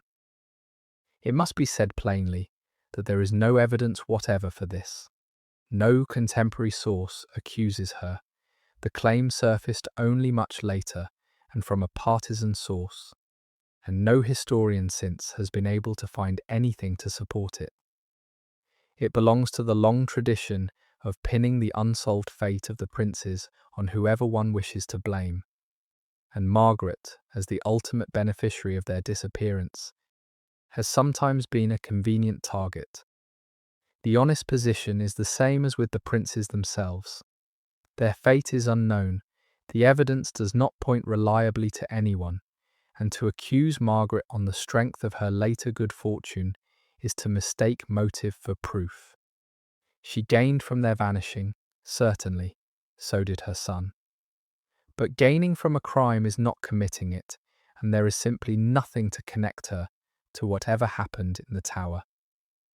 The mystery remains a mystery, and she remains, on the evidence, no more than one of the many who profited from a darkness none of them can be shown to have made. Set the footnote aside then, and the figure that remains is clear enough on the evidence. Not a murderer of children, but a mother and a conspirator who took the opportunity that the prince's disappearance created without any demonstrable hand in creating it. The distinction matters. Margaret was certainly a conspirator. She plotted treason, financed an invasion, schemed to overthrow a crowned king, and these are not small things. But conspiring to overthrow Richard is a very different matter from murdering 2 children, and the evidence supports the former while offering nothing for the latter. It is the easy temptation of hindsight to assume that whoever gained from a crime must have committed it. But history is full of people who profited from deaths they had no part in causing. The honest verdict on Margaret and the princes is the same as the honest verdict on the princes themselves, that their fate is unknown, that no reliable evidence points to her, and that to convict her on the strength of her son's eventual triumph is to mistake the workings of fortune for the workings of murder. She did enough, in the open record, to be reckoned a formidable and even a ruthless figure. There is no need and no warrant to lay at her door a crime that no one can show she committed. The months after the failed rebellion were, in their quiet way, the most determined of Margaret's life. Confined, stripped of her property, watched, she might have been expected to subside into defeated silence. Instead, she kept the conspiracy alive from within her confinement, using servants and intermediaries to maintain the lines to her son in exile and to the network of malcontents at home. The cause had not died with Buckingham's rebellion. If anything, the brutal failure of that rising and the lengthening shadow over the fate of the princes had hardened the resolve of those who wanted Richard gone. Henry Tudor, safe again in exile, had become the undisputed focus of every hope of overthrowing the king, and around him in Brittany and then in France a court of exiles gathered, waiting for the next chance. And in England his mother worked patiently and invisibly to prepare the ground, so that when he came again, he would not come to a collapsing rebellion, but to a country ready to rise. There is something almost superhuman in her refusal to be beaten, and it is worth admiring plainly. Most people, stripped of their property, placed under their husband's guard, cut off from their child and their allies, watched by the agents of a king who knew they were guilty, would have understood the message and subsided. Margaret did not. She treated the confinement not as a defeat, but as an inconvenience to be worked around. Her household servants, who loved her and had served her for years, became her hands in the wider world, carrying messages, moving money, keeping the lines open to the exiles abroad and the malcontents at home. She had spent her whole life learning patience under powerlessness, and now she put that long education to its supreme use, conducting a conspiracy from inside the very cage built to contain it. The failure of Buckingham's rising had not killed the cause, it had purified it, leaving Henry Tudor as its single undisputed focus, and around him the disaffected continued to gather. And in England, his confined and supposedly neutralized mother went quietly on with the work of preparing his way, proof that the most dangerous prisoner is the one whose jailers believe she is safely held. Picture the texture of that confinement, for it was a strange kind of imprisonment. She was not thrown into a dungeon. She was placed under the authority of her own husband, kept in his houses, watched, her movements restricted, her correspondence supposedly cut off, her lands and titles signed over to Stanley, so that she had nothing of her own. To an outside eye, she may have looked simply like a high lady living quietly under her husband's roof, her wings clipped, her dangerous days behind her. But the quiet was deceptive.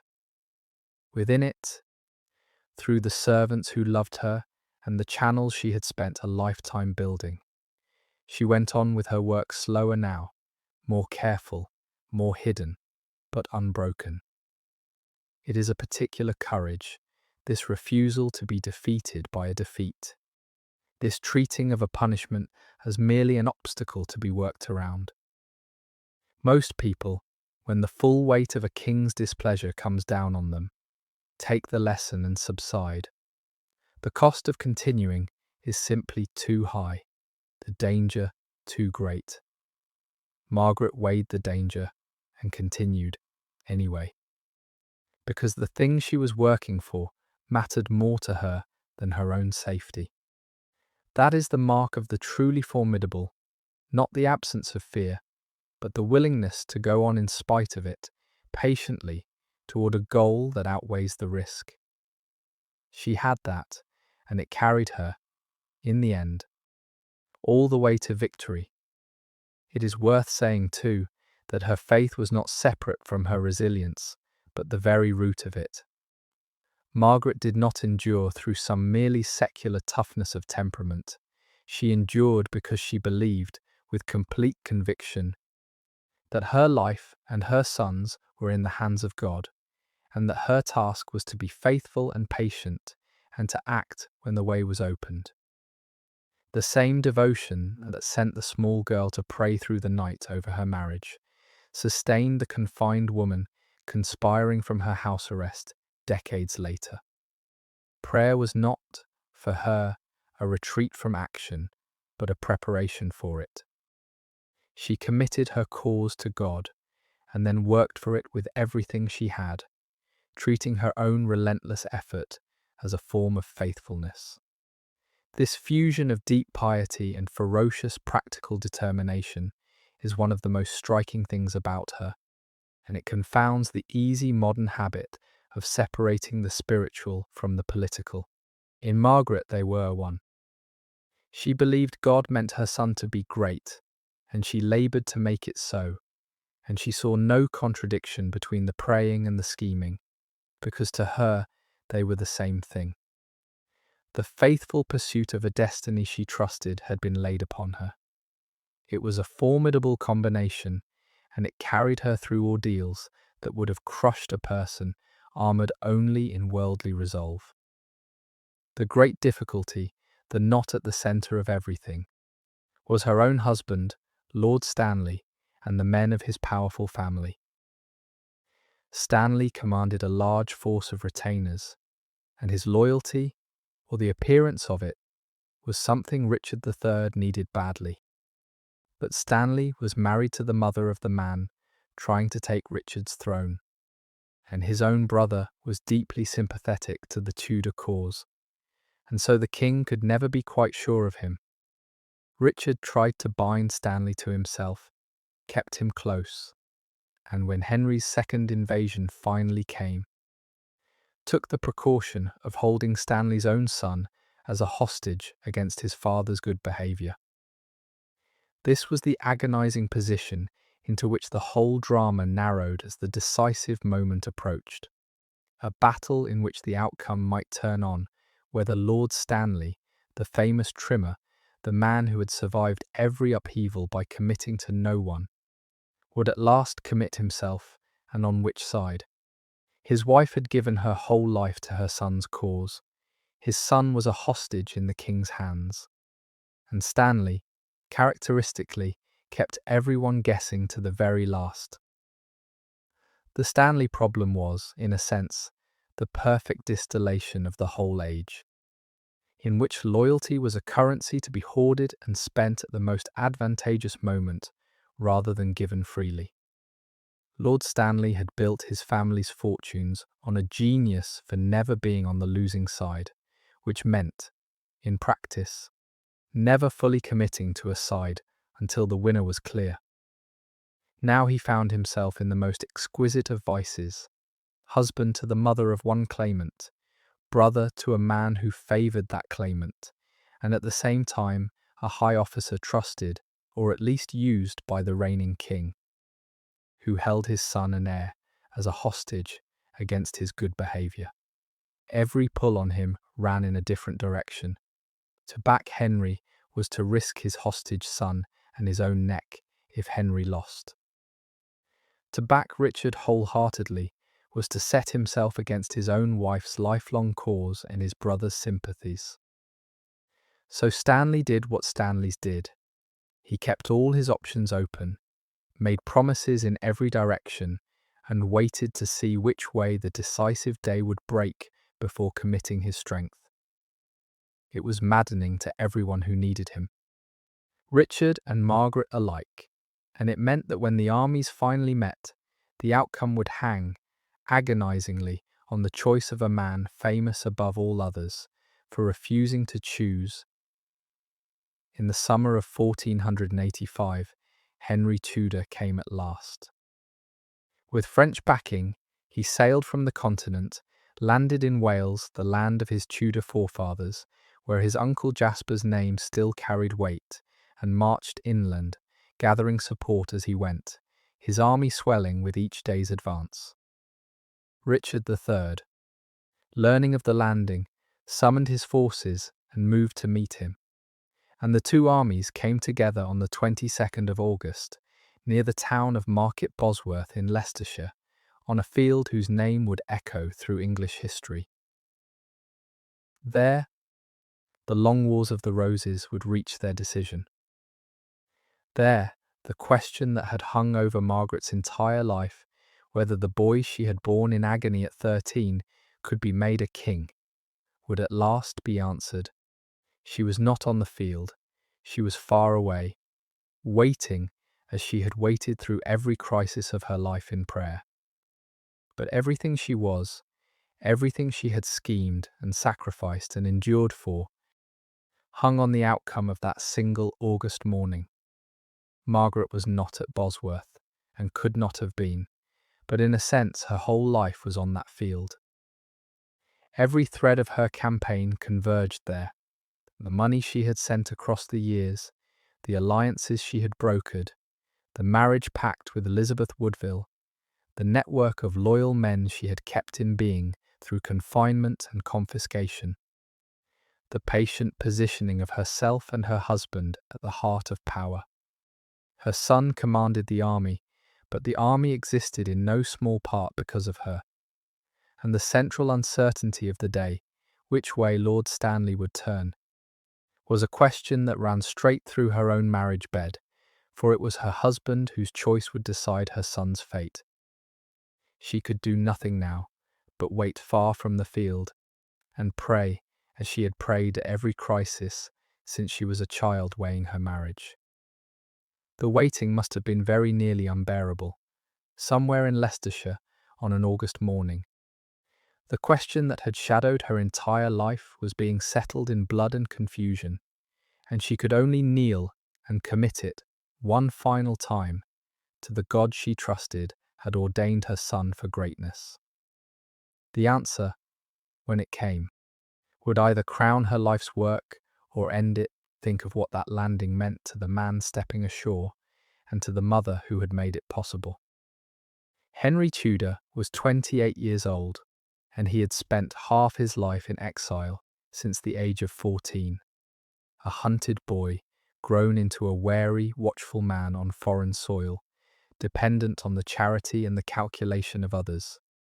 With a price on his head and a claim few took seriously, he had never ruled anything, never commanded in a real battle, never set foot in England as an adult. And now he came back not as a returning exile, hoping for a pardon, but as a claimant for the throne itself. With a small army of French and Scottish soldiers and English exiles, landing in Wales to wager everything on a single campaign. He came ashore at Milford Haven in the country of his Tudor forefathers and unfurled the Red Dragon of Wales and began to march, gathering men as he went.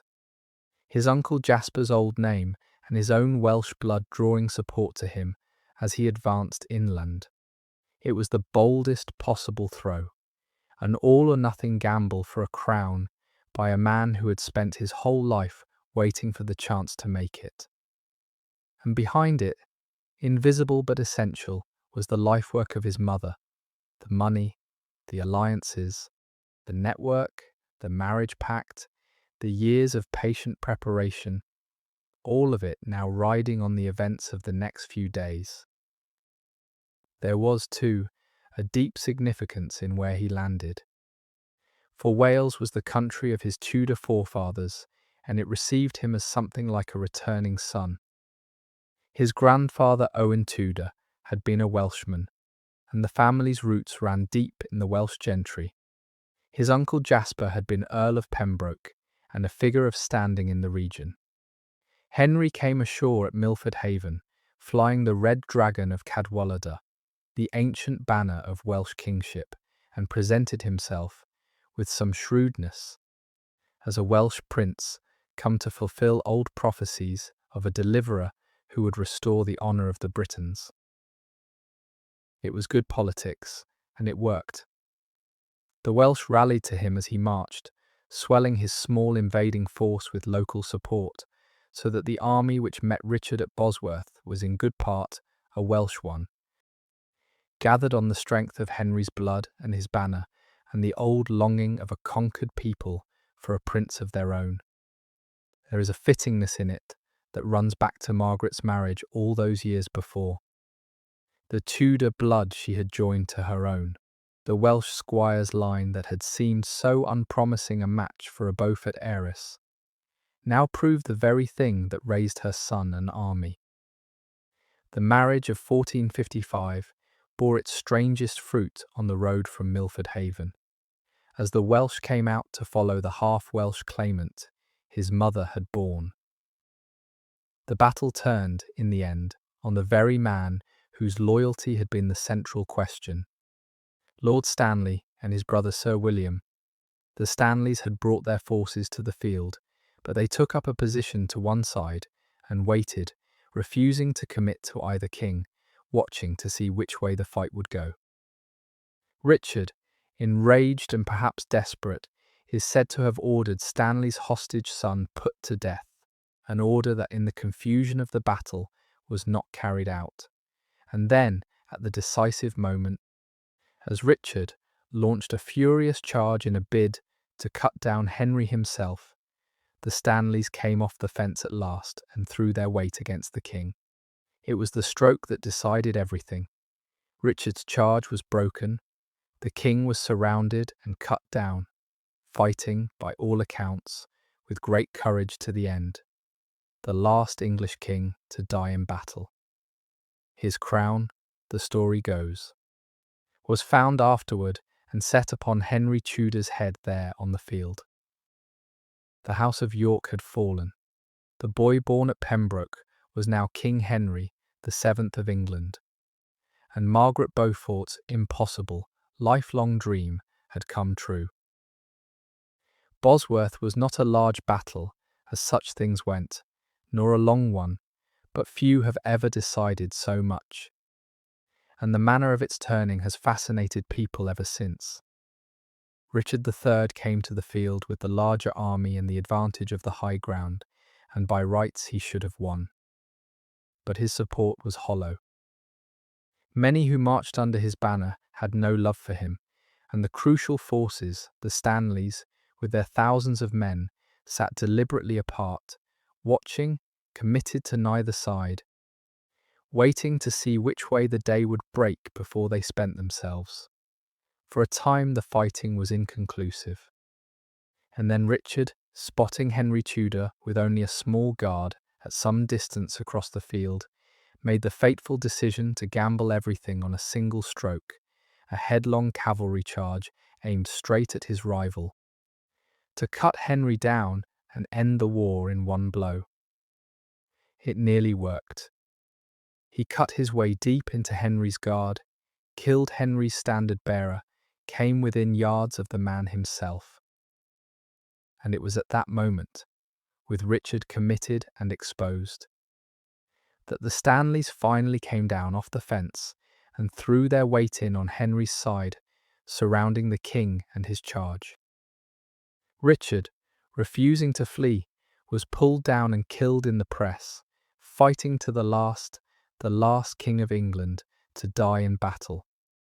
The crown that had been on his head was by tradition found in the chaos afterward and placed on Henry's there on the field. In the space of a few violent minutes, a 30-year war had ended and a new dynasty had begun. And it is worth noting how completely the battle ended an age, not merely a reign. With Richard's death, the direct male line of the House of York that had fought the wars came to an end, and so, in a sense, did the House of Lancaster, since its claim now passed into the new and different thing that was the House of Tudor. The 30 years of dynastic slaughter that had begun in Margaret's childhood, the battles, the executions, the reversals, the slow bleeding of the proud families, found their full stop on that Leicestershire field. There would be aftershocks, pretenders and risings in the years to come, and Henry's throne would never feel entirely secure to him. But the main quarrel was settled. The roses were about to be joined. The wars were in their essence over, and the instability that had been the weather of Margaret's entire life was about to give way to something England had not known in living memory: a settled dynasty and a lasting peace. That so much should turn on a single morning's fighting, and on the last moment choice of one cautious lord, is a reminder of how much of history hangs on contingency, on the accidents of a particular field on a particular day. Had Stanley sat still a little longer, or Richard's charge struck home, the whole future would have run otherwise. It did not. The wars ended at Bosworth, and the age that Margaret had been born into ended with them. It is hard to imagine what the news meant to her when it reached her. The woman who had been a child bride and a child widow, who had nearly died giving him life, who had been separated from him for the better part of 14 years, who had schemed and risked her life and lost her lands for his cause, who had prayed through so many nights of waiting. Her son, the unlikely Tudor, against every probability, was King of England. Contemporaries recorded that she wept at his triumphs, and that even in the midst of her joy, she seemed to fear the turning of fortune, as well she might. For she had seen fortune turn so many times and carry so many high-flown hopes to ruin. But this time, the wheel had stopped in her favour. The long ordeal of waiting was over, and now began the final phase of her remarkable life. The years in which the once powerless child bride became, openly and at last, the most powerful woman in the kingdom, the revered mother of the king, the matriarch of a new royal dynasty. Contemporaries who knew her in later life recorded a curious detail about Margaret, that she was given to weeping at moments of triumph, and that even in her greatest joys, she seemed shadowed by a fear that fortune would snatch them away. It is not hard to understand why. She had spent her entire life watching the wheel turn, seeing her house razed and ruined, her son honoured and hunted, her hopes lifted and dashed, again and again, with no height ever proving secure. She had learned, in the hardest possible school, never to trust good fortune, because good fortune in her experience was always provisional, always about to be reversed. So even at the supreme moment of her life, when the news came that her son was King of England and her impossible lifelong dream had come true, some part of her seems to have braced against the blow that surely must follow. It is the psychology of a survivor, the wariness of someone who has been hurt too often to relax into joy.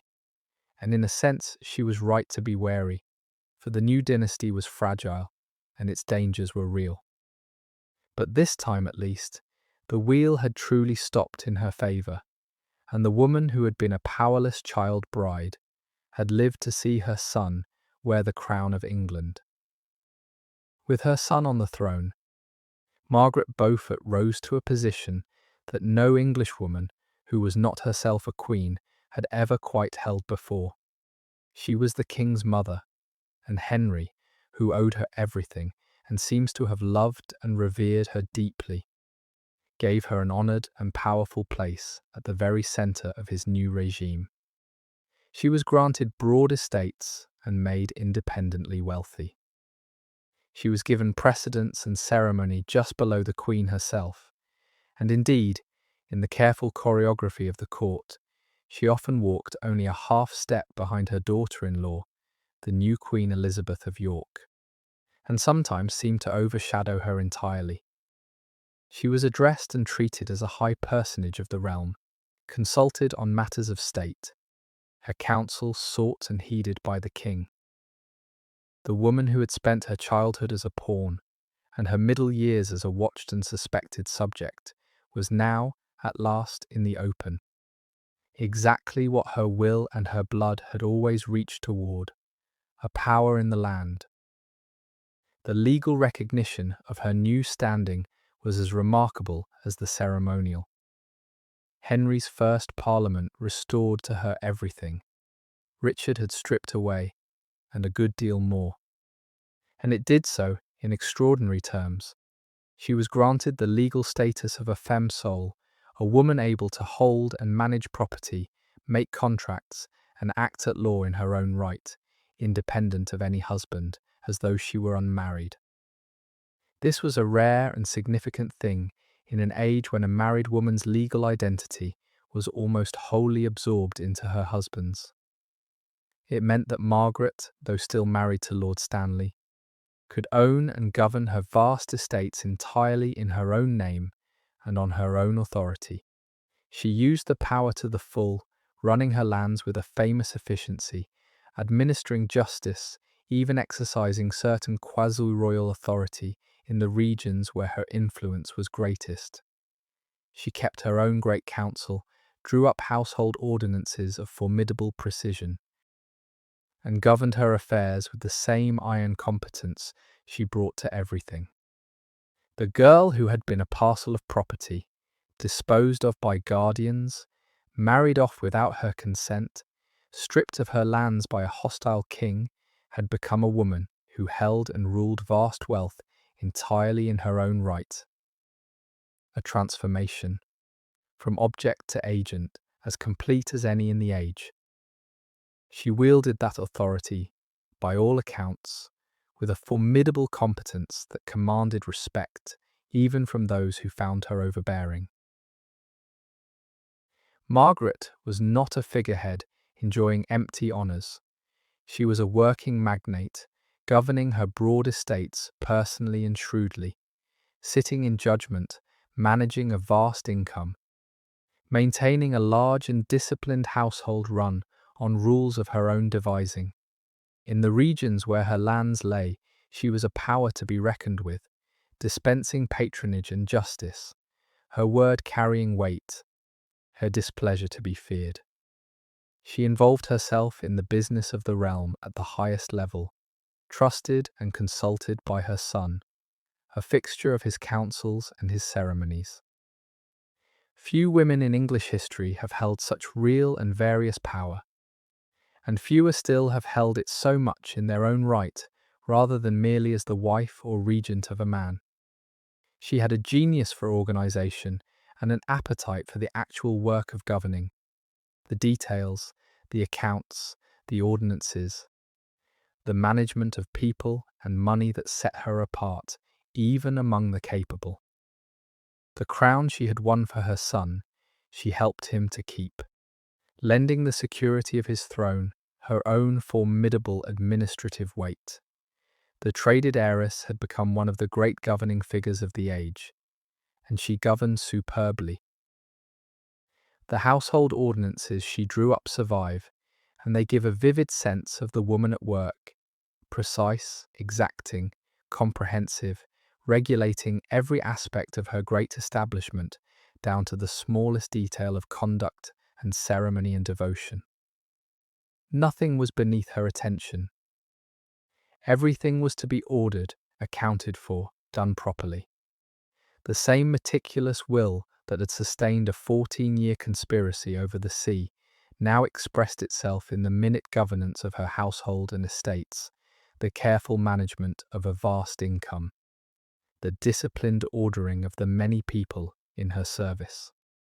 There is something almost monastic in the rigour of it, the imposition of order and rule upon every corner of her world, and it ran of a piece with the rigour of her religious observance. Margaret did not do things by halves or leave them to chance. She governed her household as she governed her devotions and had governed her campaign, with total attention and an iron consistency. It is a portrait of a particular sort of formidable person, not charismatic in the easy way, but relentlessly competent, organized and in control, the sort of person who actually makes large enterprises work. Kingdoms and colleges and conspiracies alike are built by such people, and Margaret was one of the supreme examples of the type that her age produced. There is a small but telling detail in how she chose to mark her new station. She took to signing her name Margaret R, the R standing for Richmond, her title, but unmistakably echoing the way a queen would sign, the Regina, the royal style. Whether it was a deliberate assertion or simply the natural expression of a woman who now felt herself, at last, to be of royal consequence, it captured something true. Margaret Beaufort behaved, in the reign of her son, very much like a queen in all but name. She was given her own great household, ran her own estates with formidable efficiency, exercised real authority in the North and the Midlands, and even held, remarkably, certain legal powers in her own right, operating as a powerful magnate in an age when such power was almost always a man's. She had a genius for administration and a will of iron, and she put both to use in the service of her son's crown and the security of the dynasty she had founded. The court the new king built around himself gave his mother a place of extraordinary prominence, and the careful watchers of such things noticed it. In the elaborate choreography of a royal court, where every step and seat and precedence carried meaning, Margaret was placed almost level with the Queen, walking only a pace behind Elizabeth of York in processions, seated beneath a canopy of estate. Dressed in robes of the same richness, accorded an honour that blurred the line between King's mother and King herself. Some observers thought she overshadowed her daughter-in-law entirely, the formidable older woman eclipsing the gentle young queen. There is a story, perhaps embroidered, that she wrote of wishing she might rank even with the queen, and certainly the ceremonial of Henry's court went to unusual lengths to exalt the woman who had made his throne possible. Whether this was Henry's gratitude, or Margaret's own insistence, or simply the natural recognition of her unique position, it marked a genuine novelty in English life. A king's mother, who was not herself a former queen, raised to a station that had no real precedent, treated, in all but the final degree, as royalty. The girl who had been a parcel of property in the wardship market had become a woman whom the whole court arranged itself to honour.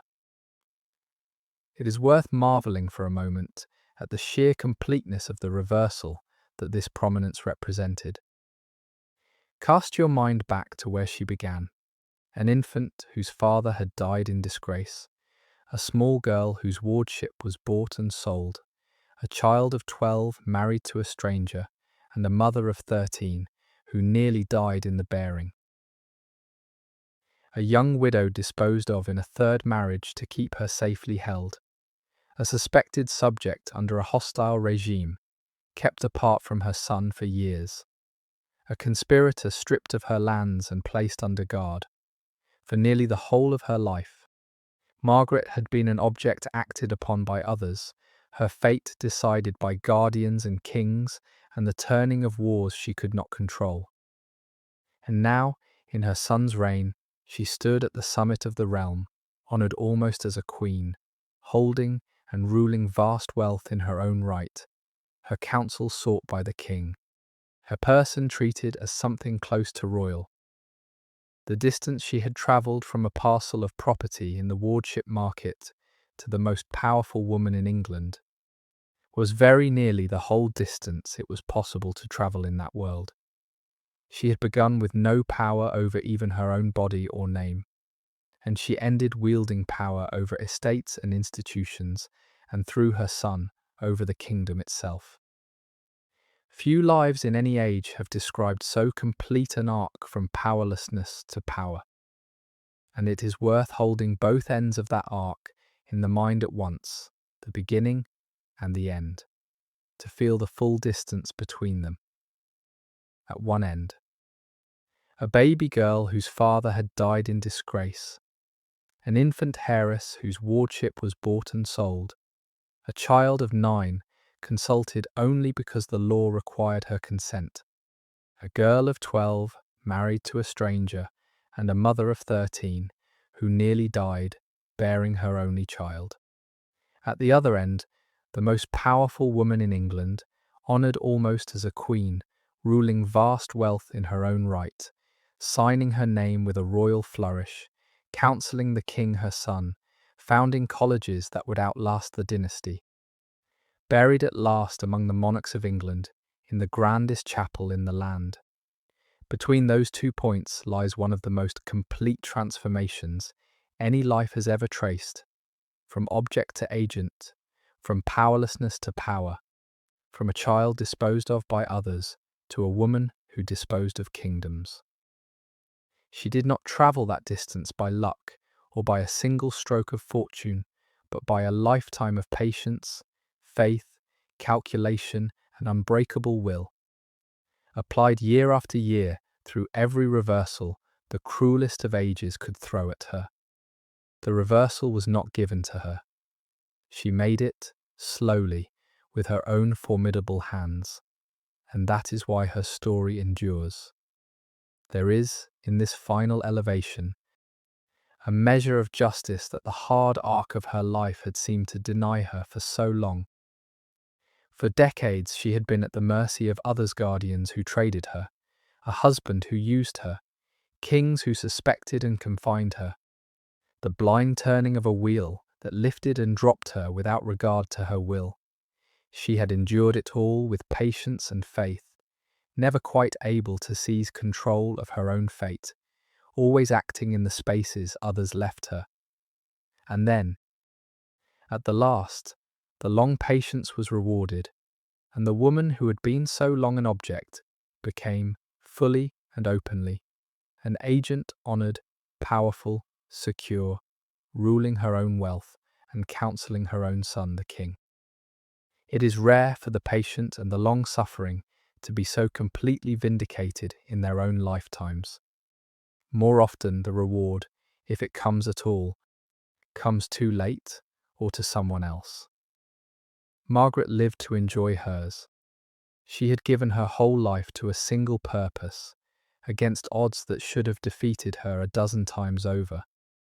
And she lived to see that purpose triumphant and herself raised to the summit of the realm.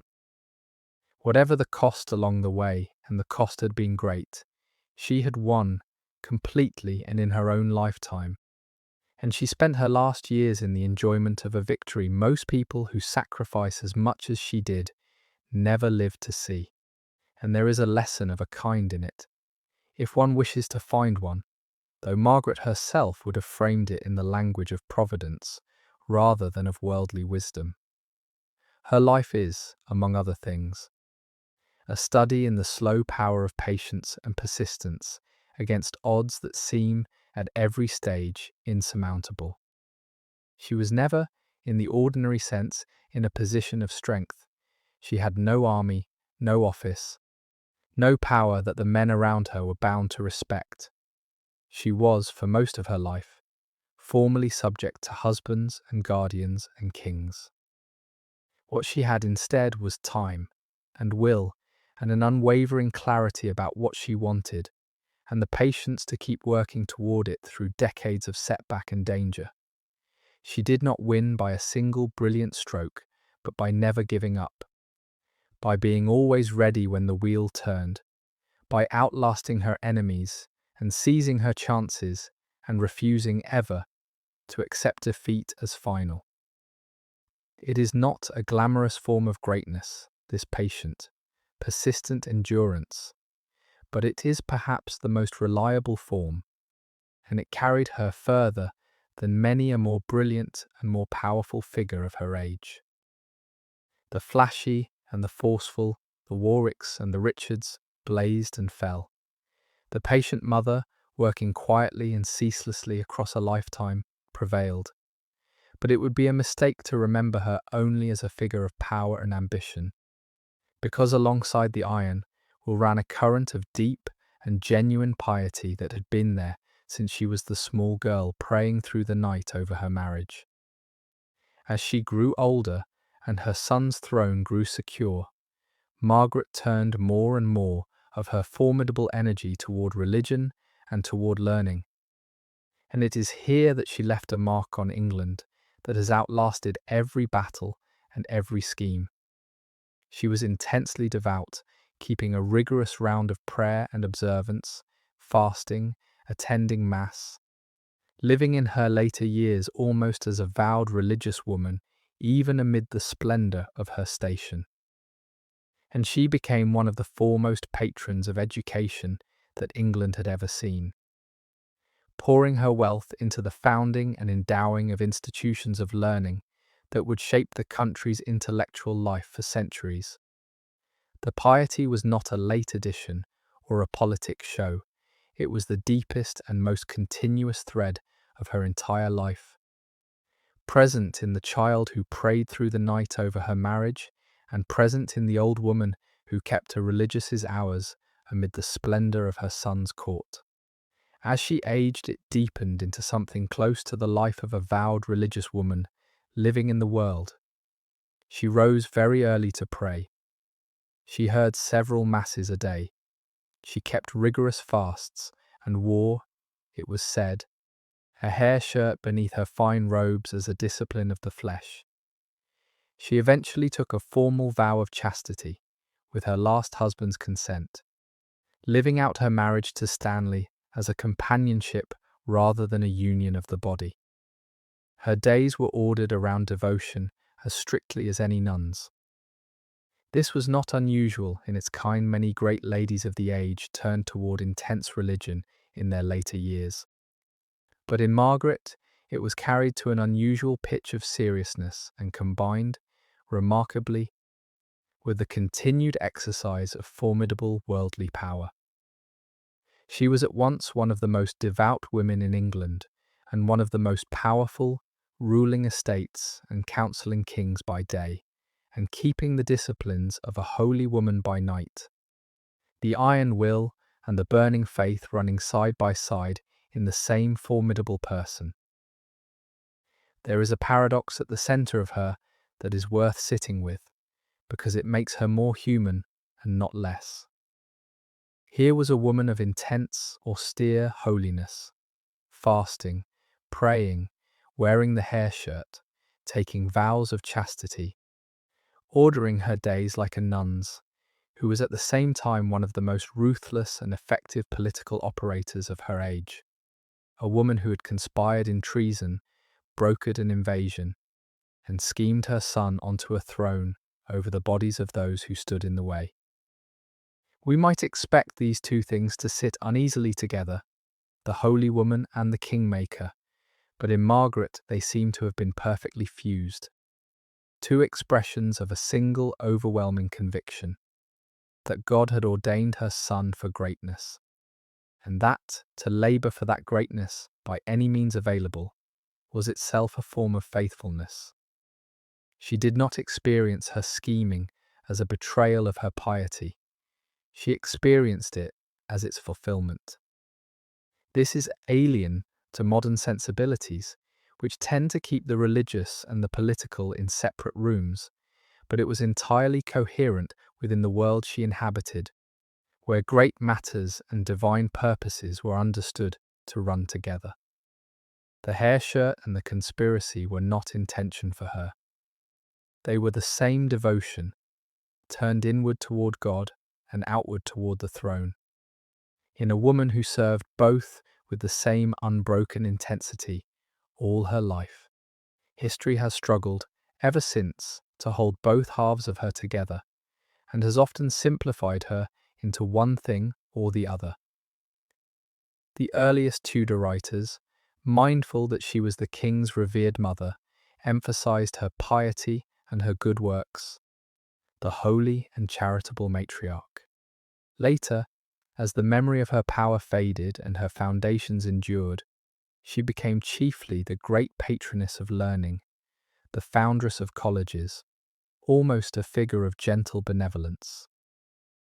Other traditions, less friendly, painted her as the cold, scheming, overmighty mother, the relentless author of Tudor ambition, even on no evidence, a possible murderer of princes. The truth is that she was all the complicated things at once, and resists the simplification. She was genuinely, austerely holy, and she was genuinely, formidably ruthless. She was a devoted mother and a cold strategist, a woman of deep charity and a hard political operator, a patron of gentle learning and a veteran of treason and conspiracy. To remember only the praying foundress is to miss the conspirator who made a king. To remember only the schemer is to miss the woman who wore a hair shirt and built colleges that still teach. She contained all of it, held together by a will and a faith equal to the contradictions, and it is precisely that completeness, that refusal to be reduced to a single thing, that makes her one of the most compelling figures of her age. Her benefactions were extraordinary. She founded two great colleges at the University of Cambridge, Christ's College and St. John's College, both of which still stand and still teach today, more than 500 years later. Living monuments to a woman who had been married at 12 and widowed at 13. She endowed professorships of divinity at both Cambridge and Oxford, chairs that still bear her name. She supported scholars and the new craft of printing, lending her patronage to the men who were bringing books to England in greater numbers than ever before. She herself translated devotional works for the edification of others. Her confessor and friend was John Fisher, one of the finest churchmen of the age, who guided her piety and her benefactions, and who would, long after her death, preach her funeral sermon and remember her with profound love. Through these foundations, the once powerless heiress made herself one of the enduring builders of English learning, and her name is spoken still, every day, in the colleges she raised. The story of how she came to refound St. John's in particular shows the formidable will at work even at the very end of her life. The institution she transformed into St. John's College had been a decayed religious hospital, and turning it into a college required overcoming legal and ecclesiastical obstacles that would have defeated a less determined founder. Margaret pursued it with characteristic tenacity, pushing through the difficulties. And though she died before the work was complete, she had set it so firmly in motion and entrusted it so carefully to Fisher and her executors that it was carried through after her death, according to her wishes. It is typical of her that one of her last great projects was not for herself, but for the future, and that she pursued it with the same relentless thoroughness she had brought to every enterprise of her life.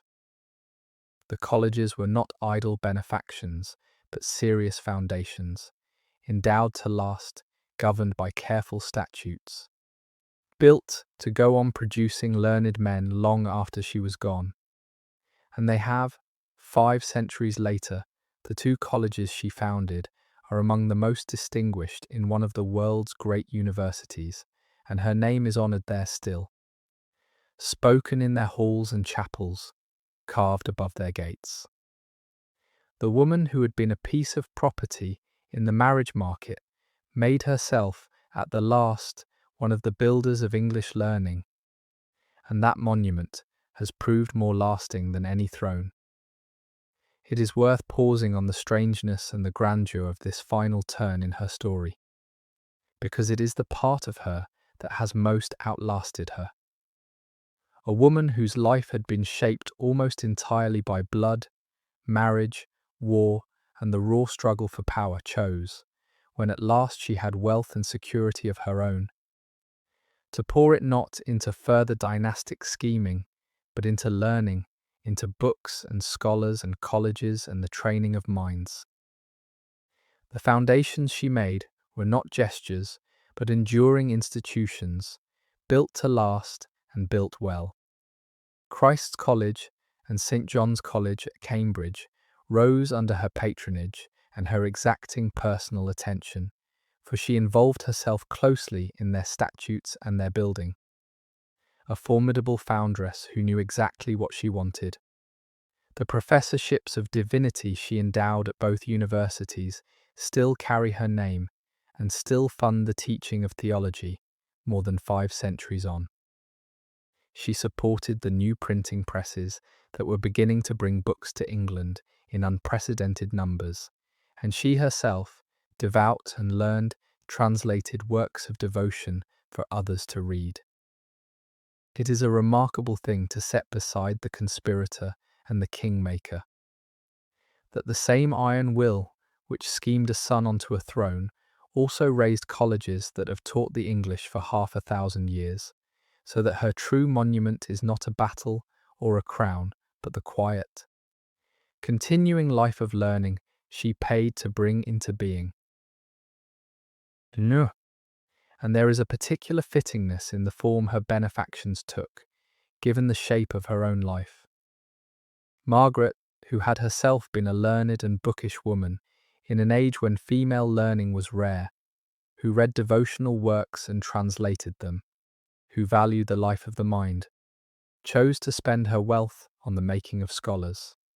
Perhaps she understood, better than most, what learning could do and what its absence cost. Perhaps, having spent her life among the brutalities of war and politics, she wished to build something that created rather than destroyed, that would go on doing good, long after the quarrels of her age were forgotten. Whatever her reasons, the colleges she founded were not vanity projects, but serious institutions, endowed to train clergy and scholars, governed by careful statutes in which she took a close personal interest, built to endure. And endure they have. The students who walk through the gates of Christ's and St. John's today, the scholars who hold the divinity chairs she funded, are the living continuation of a purpose she set in motion 5 centuries ago. Of all the things she made, the marriage pact, the invasion, the dynasty, these quiet houses of learning may be the ones that have done the most good and lasted the longest. The truest and most generous monument to a hard and formidable life. Her friendship with John Fisher deserves its own moment, for it was one of the closest and most fruitful relationships of her later years, and it shaped much of what she built. Fisher was a Cambridge churchman of great learning and integrity, who became her confessor and spiritual guide, and increasingly the partner and director of her benefactions. It was Fisher who helped channel her wealth and her piety into the foundations that endure, who advised on the colleges and the professorships, who shared and shaped her vision of learning in the service of the church. Theirs was a meeting of 2 serious minds and 2 devout souls, and it brought forth lasting fruit. Fisher would go on to a distinguished and ultimately tragic career of his own, long after her death. But in Margaret's last years, he was her trusted friend and collaborator, and it was he who, a month after she died, preached the funeral sermon that has given us some of the most vivid impressions of her that survive. His words have come down the centuries, his testimony that everyone who knew her loved her, that all she said and did became her. And they are the words of a man who knew her well and revered her, the considered judgment of an intimate rather than the flattery of a courtier. That so fine and honest a churchman loved and admired her tells us something true about the woman behind the formidable reputation. It is worth noting, too, the breadth of her devotional and intellectual interests, for she was no mere passive patron, but an active participant in the religious and literary life of her time. She read deeply in works of piety in both English and French, and she undertook translations herself, rendering devotional texts into English so that others might profit from them. A remarkable thing for a high lady of her age to do with her own hand. She supported the new printing presses that were beginning, in her lifetime, to transform the availability of books in England, lending her patronage to the men who were bringing the printed word to a wider readership than the realm had ever known. She commissioned works, encouraged scholars, and lent the weight of her name and her purse to the spread of learning and devotion alike.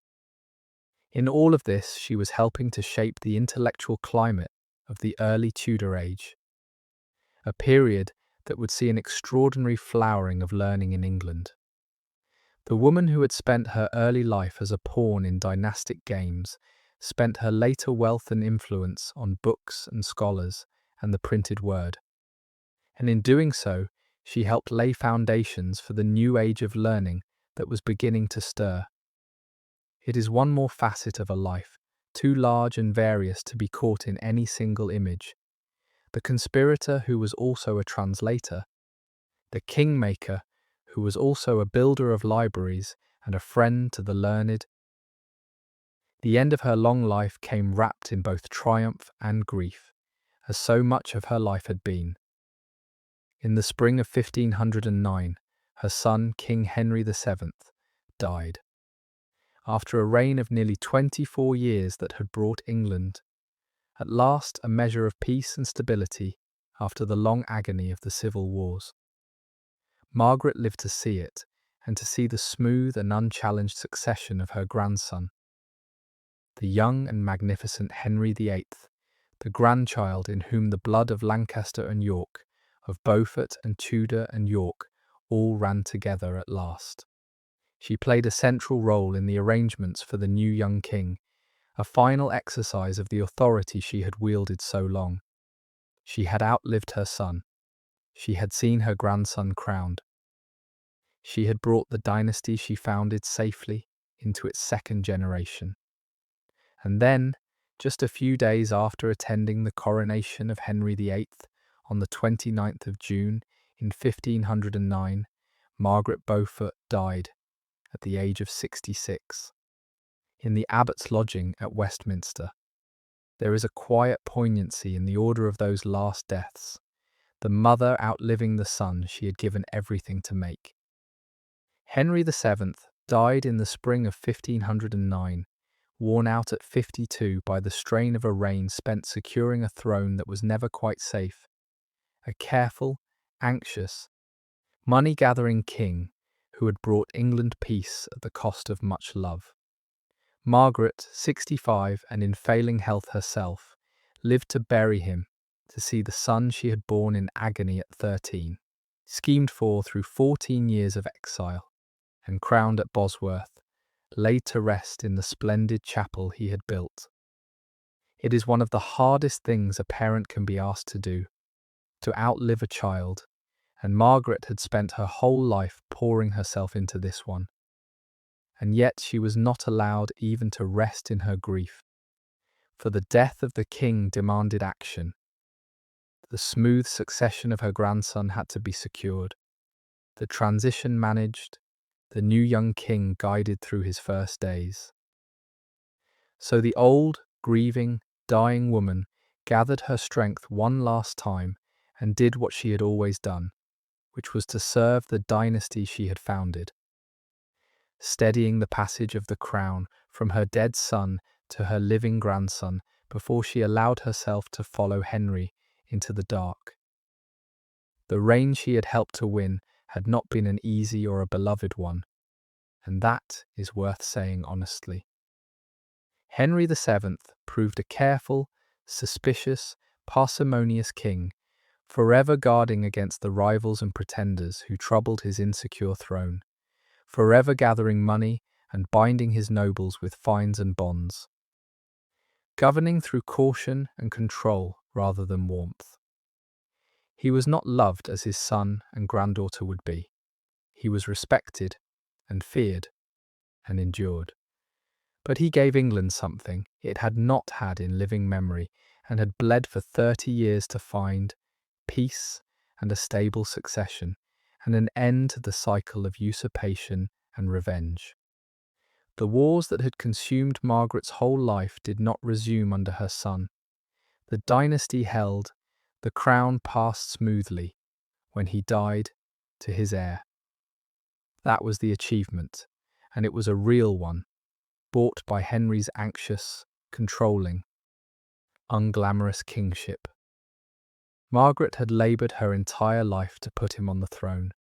She lived to see that he had kept it and made it secure and would pass it on.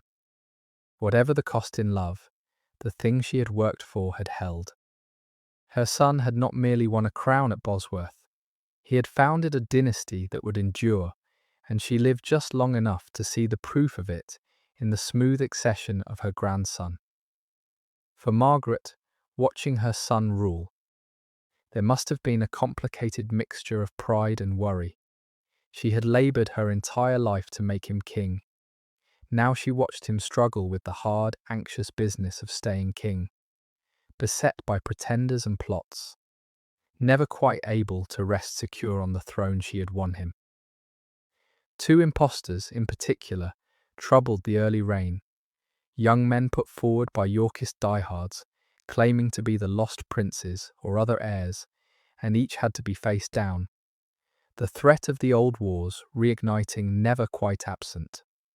Margaret, with her lifetime's understanding of the dangers, was a steadying presence through it all. Her counsel and her formidable competence lent to the securing of her son's crown. She had not simply handed him a throne and retired. She remained, through his whole reign, an active force at the heart of his regime, helping him hold what she had helped him win. The work of a lifetime did not end at Bosworth. In a sense, it continued to her last breath, the endless labour of making and keeping a dynasty secure. And she lived to see it largely accomplished, the throne held, the pretenders defeated, the succession assured, the Tudor line planted firmly enough to survive her son's death and pass smoothly to her grandson. The crown she had dreamed of had become, by the end of her life, a settled fact. She was buried, fittingly, among kings, in the magnificent new chapel that her son had built at Westminster Abbey, the Lady Chapel where Henry VII and Elizabeth of York already lay.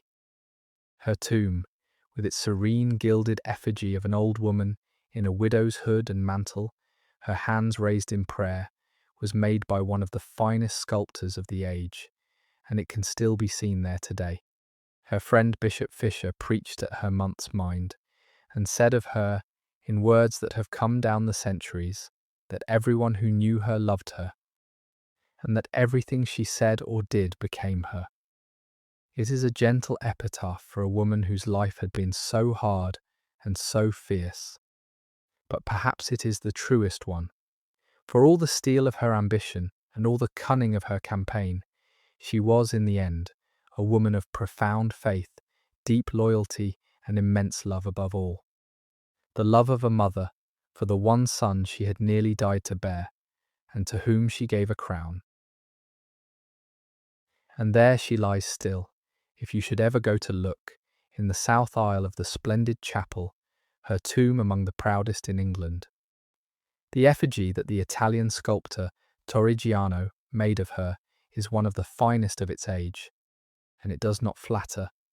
It shows her as she was at the end, an old woman, her face lined and serene and unmistakably individual, her hands raised and pressed together in the prayer that had ordered her entire life, her body wrapped in the widow's hood and mantle she wore in her last years.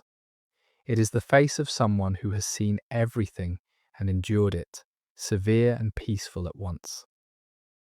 Around the tomb runs a Latin inscription praising her as the mother of a king and the foundress of colleges, the two achievements by which she most wished to be remembered, the dynasty and the learning. Of all the figures of the Wars of the Roses, hers is one of the few whose actual face we can still look upon, gazing up in bronze prayer across 500 years. The child bride, the conspirator, the king's mother, the foundress, all of it has come to rest in that quiet, dignified figure with its folded hands among the kings she made and the chapel her son raised, in the heart of the abbey where England crowns and buries its monarchs. Let the long story settle now into quiet, as her own life settled at the last into the peace of prayer and the company of kings. Think of the whole astonishing arc of it. The infant heiress whose father died in disgrace. The child passed from guardian to guardian as a prize. The girl of 12 married to a stranger. The widow of 13 who nearly died bringing forth her only child. The watched and suspected mother who waited through 14 years of her son's exile.